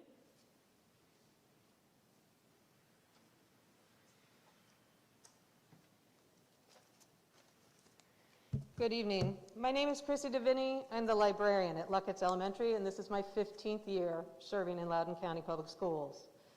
I'm speaking to thank you for protecting our LGBTQIA students. I am the parent of 2 Loudoun County graduates who are both queer. And I want to talk to you about identity, but not theirs, because theirs are not my stories to tell, my identity. The name on my birth certificate is Mary Christine Klinglesmith. I am not now, nor I ever have been, Mary. It's the name on my driver's license, my passport, all the official documents. But no one calls me Mary. And if they do, I don't answer because it's not who I am. It's not that I want to be rude or disrespectful, but I'm not Mary. As a 4th grader, I can remember standing around at recess one day talking about our middle names. And somebody asked what my middle name was, and I said Christine, and I was promptly told, as only 4th graders can, that I was wrong because no one would be stupid enough to name their kid Christine. So I said, well, you didn't ask me what my first name was. In high school, it got to be a little crazier. So in elementary school, people knew how to say Klinglesmith because my family was very involved in the school and I have an older brother. In high school, I went to an all-girls high school, so obviously Danny wasn't there. And no one knew how to say Klingelsmith. And so what we do as teachers, when we get to that name on the list and we're terrified that we're going to say it wrong, the teachers would say, Mary, and hope that Mary would tell them how to say Klingelsmith, which is a long name. But I'm not Mary, so I didn't answer. And then at the end of the day, I'd have to go to him and... Thank you. Please yield the mic. Leslie Lee. Carrington Cunnington. Laura Morris.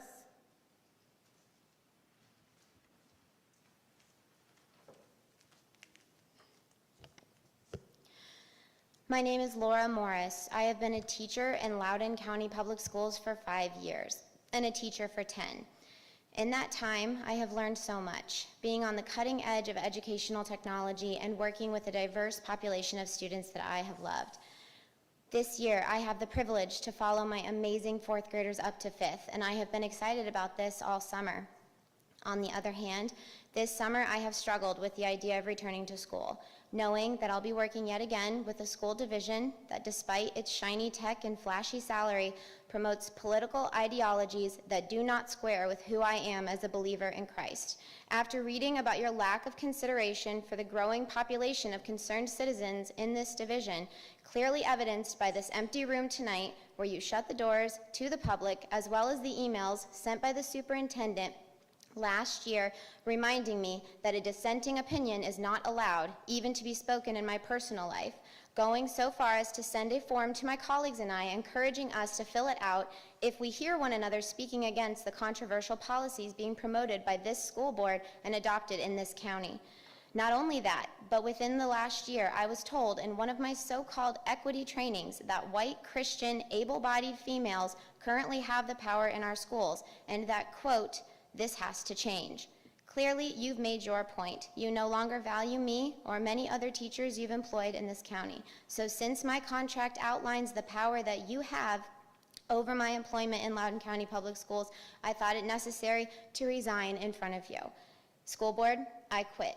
I quit your policies, I quit your trainings, and I quit being a cog in a machine that tells me to push highly politicized agendas on our most vulnerable constituents, the children. I will find employment elsewhere. I encourage all parents and staff in this county to flood the private schools.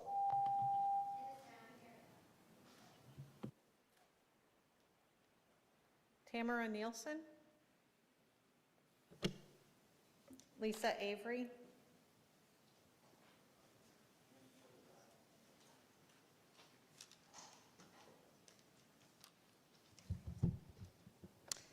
As a mother of four and 25-year Loudoun resident, I am here to speak for our country's greatest asset, our children. School is supposed to be a safe place of higher learning, not a place that creates woke, godless citizens that don't value freedom and are taught to hate our country.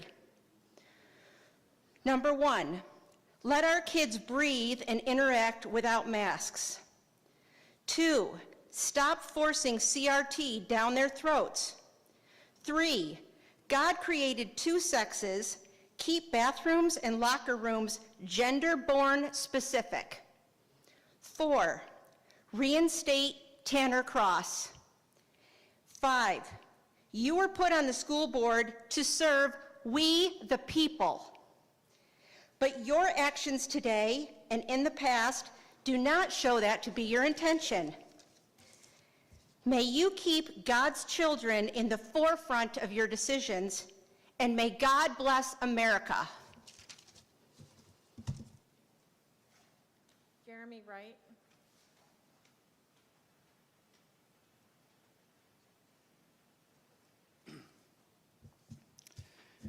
Teachers of LCPS, I want to ask you a question. Who speaks for you? If you don't speak up, someone else eventually speaks for you. So who speaks for you? Those who speak to the community on your behalf may not be saying what you think they're saying. Who speaks for you? The NEA, LEA, whose ineffectual and cowardly representation of teachers has forced tyrannical school lockdowns and made us the laughing stock of the working world using our own money. The Loudoun County School Board, who refused to allow this community to have a voice in the content of their children's education, who attack and punish those who question their tyrannical methods. Is it special interest organizations who impose extreme partisan politics into our schools and trainings at the cost of academic performance and a healthy school environment? Is it our superintendent who has lied repeatedly to the community to prop up these organizations and create the false sense that all is well? Teachers, if you remain silent, this will be who speaks for you. You will be complicit in allowing a seizure of parental rights, forced indoctrination of students to an extremist political ideology, and deliberate censorship of a large and diverse community whose only desire is what our schools have always promised them: a rigorous education that is transparent and bipartisan. The parents and citizens who pay for our salaries, buildings, and resources, who entrust us with their children, are losing trust in teachers. Many are pulling their students from LCPS for homeschooling or private schools because they no longer believe our only goal is to provide a transparent and bipartisan education. You stay silent, but they still hear who speaks for you. If, like me, you refuse to let corrupt organizations and bureaucrats use your voice to gain political power, Please yield the mic, sir. Jennifer Stoll.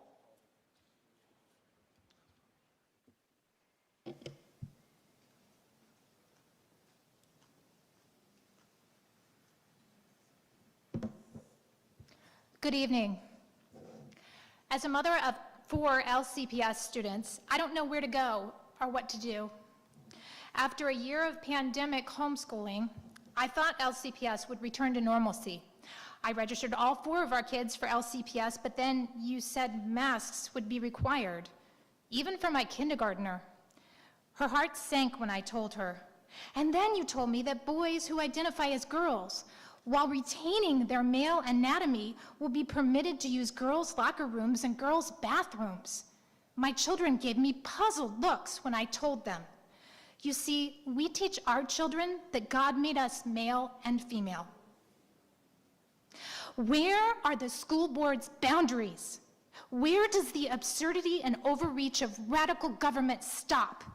Absurd shutdowns, an absurdly protracted period of distance learning that defied logic and data, and an absurdly radical transgender policy that violates our children's privacy and safety.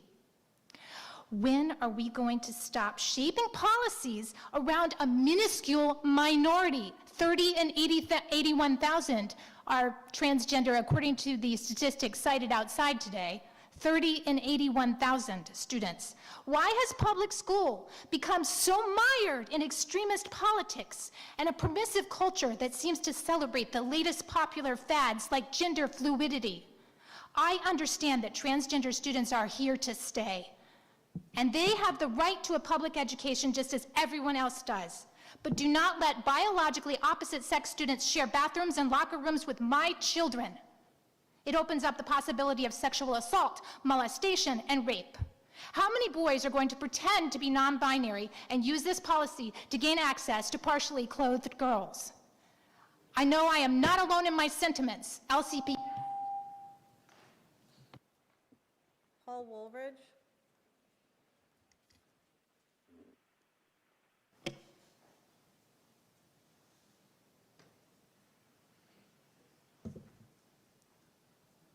Good evening. My name is Paul Wooldridge. I am a 50-year resident of Virginia and also a very well-educated parent of kids who are recent Virginia high school graduates a couple years ago. I've been keeping up with the progress that this school board and our Virginia regulators have made in promoting the affirmative support and the rights of LGBTQ students and other marginalized individuals. I especially am proud that many of you are here to support Policy 8040, guidelines that affirm and support transgender kids in schools. My kids are gay. I have 2 of them. One of them is transgender. My transgender son came out in high school. Before any of these policies were considered and contemplated. He would have benefited greatly from policies like this, as his high school administrators were not prepared to support him fully at a time when he really needed it. He was misgendered and bullied in school by teachers, students, and administrative staff. He was denied access to the men's bathrooms, so he had to hold in his urine all day long. He was inappropriately questioned about his genitals by one of his teachers who, and these are just to name a few things that he was subject to. He took it upon himself actually to educate the school administrators in his high school on how to support him the best and what his specific needs were. No kid should have to play that role to educate school staff on how to support him. So I'm happy to see that the Loudoun County Public School Board is now better prepared to support transgender students with affirmative non-discrimination policies and guidelines, especially policy 8040. I applaud you in supporting this. And one last thing, I've also heard a lot of discussion about critical race theory. For those of you who actually understand it, I applaud you because it's a very sophisticated thing. Robert Wallace.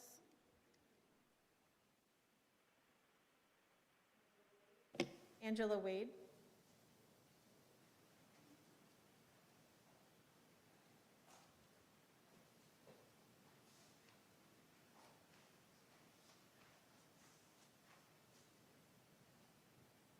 Good evening. I'm a mother of 6 children, 3 of whom graduated from Loudoun County Public Schools.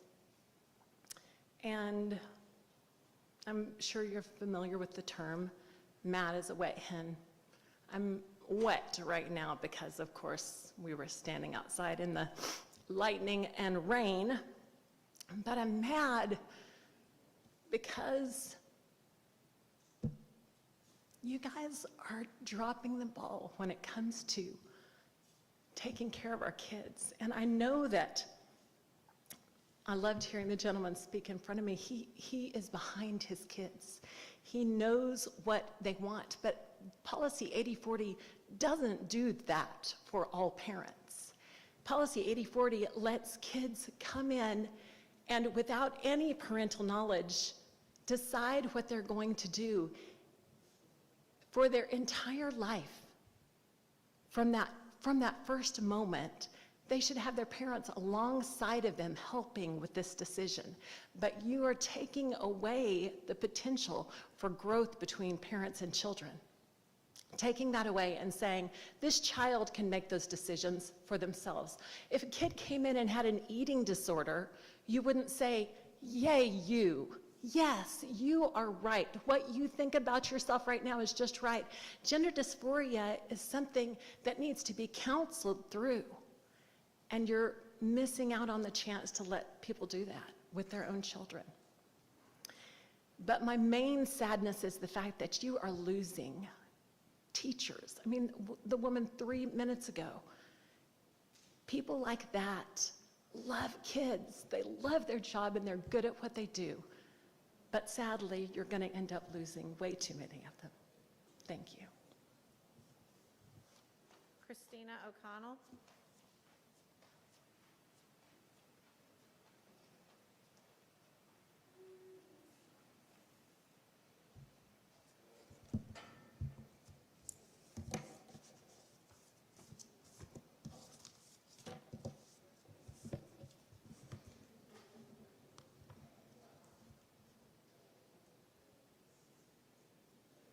I'm ready. Okay, good When evening. you speak, it starts. Can you reset the clock for her, please? Sorry. Good evening. I want to let the school board know that I would like you to reject the Virginia Department of Education's dangerous model policies for the treatment of transgender students in Virginia public schools and not comply with the request or requirement that Loudoun implement these transgender and gender expansive policies or any policies proposed by the Virginia School Board Association that reference the Virginia Code 22.1 to 22 to 23.3, which will incorporate the VDOE's model policies and all the constitutional violations therein. This policy seriously jeopardizes students' physical safety, their bodily privacy, their mental health, social and academic development.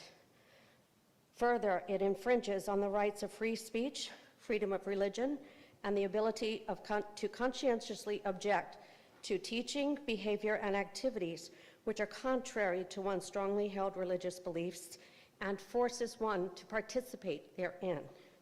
It degrades and attempts to supersede and replace parental rights and authority.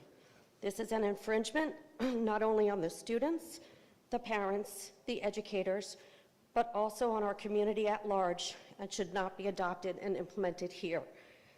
Loudoun County should reject this in total and send this message back to the state government so they can revise their policies to more accurately reflect the needs of the full student constituency and the will of the people who elected them. Thank you very much.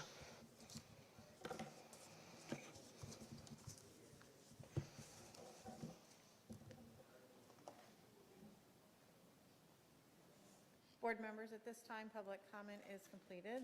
Ms. O'Connell was our last speaker. Dr. Ziegler, I'm going to ask you at this time the amount of time it would take to set the room for the public to observe the rest of our meeting, and then I'll ask the board to decide if they want to recess now and come back tomorrow. I believe you said earlier it could take up to an hour. Could you explain the process for opening the meeting up to the public? Yes, ma'am. We have to rearrange furniture in this room to accommodate for public viewing. That process will take about an hour with the crew that we have on duty this evening. We will then need time to rescreen the public who would want to come in and watch the business portion of the meeting, and we estimate that process would take approximately 30 minutes. So best guess is an hour and 30 minutes. At this time, board members, I would ask if I could get consensus as to whether we're going to proceed and ask staff to reorganize the room. My personal opinion at this time is we had so many speakers in the end that we're no longer here, that we don't really have a viewing audience this evening, and it would be best to come back tomorrow and recess the meeting. Can I see thumbs if you are in agreement with me? And I cannot see Ms. Corbo. I can see Ms. Corbo and Ms. King over there. So Ms. Reeser, I'm going to ask you to make a motion to recess the meeting at this time. I move that the Loudoun County School Board recess this meeting and reconvene on Wednesday, August 11, 2021 at 5:30 p.m. in the school board meeting room located here at 21,000 Education Court in Ashburn, Virginia. I further move that the Loudoun County School Board direct the clerk to post notice of the continuation of this meeting on the LCPS website and via all other channels LCPS otherwise uses to notify the public of meetings and to arrange for the live streaming and broadcast of the meeting. Is there a second? Second. Seconded by Mr. Sorokin. Is there any discussion? Seeing none, board members, all in favor of the motion to recess until tomorrow at 5:30, please raise your hand and say aye. And Aye. I'm also going to, because the public cannot see Ms. Corbo, please state your vote. Yes. Ms. King? Aye. Ms. Bartz? Yes. Thank you. That motion will carry 8-0 with Mr. Mehedevi absent for the vote. We stand in recess and will reconvene in this room tomorrow at 5:30, and the public will be allowed to view. Thank you.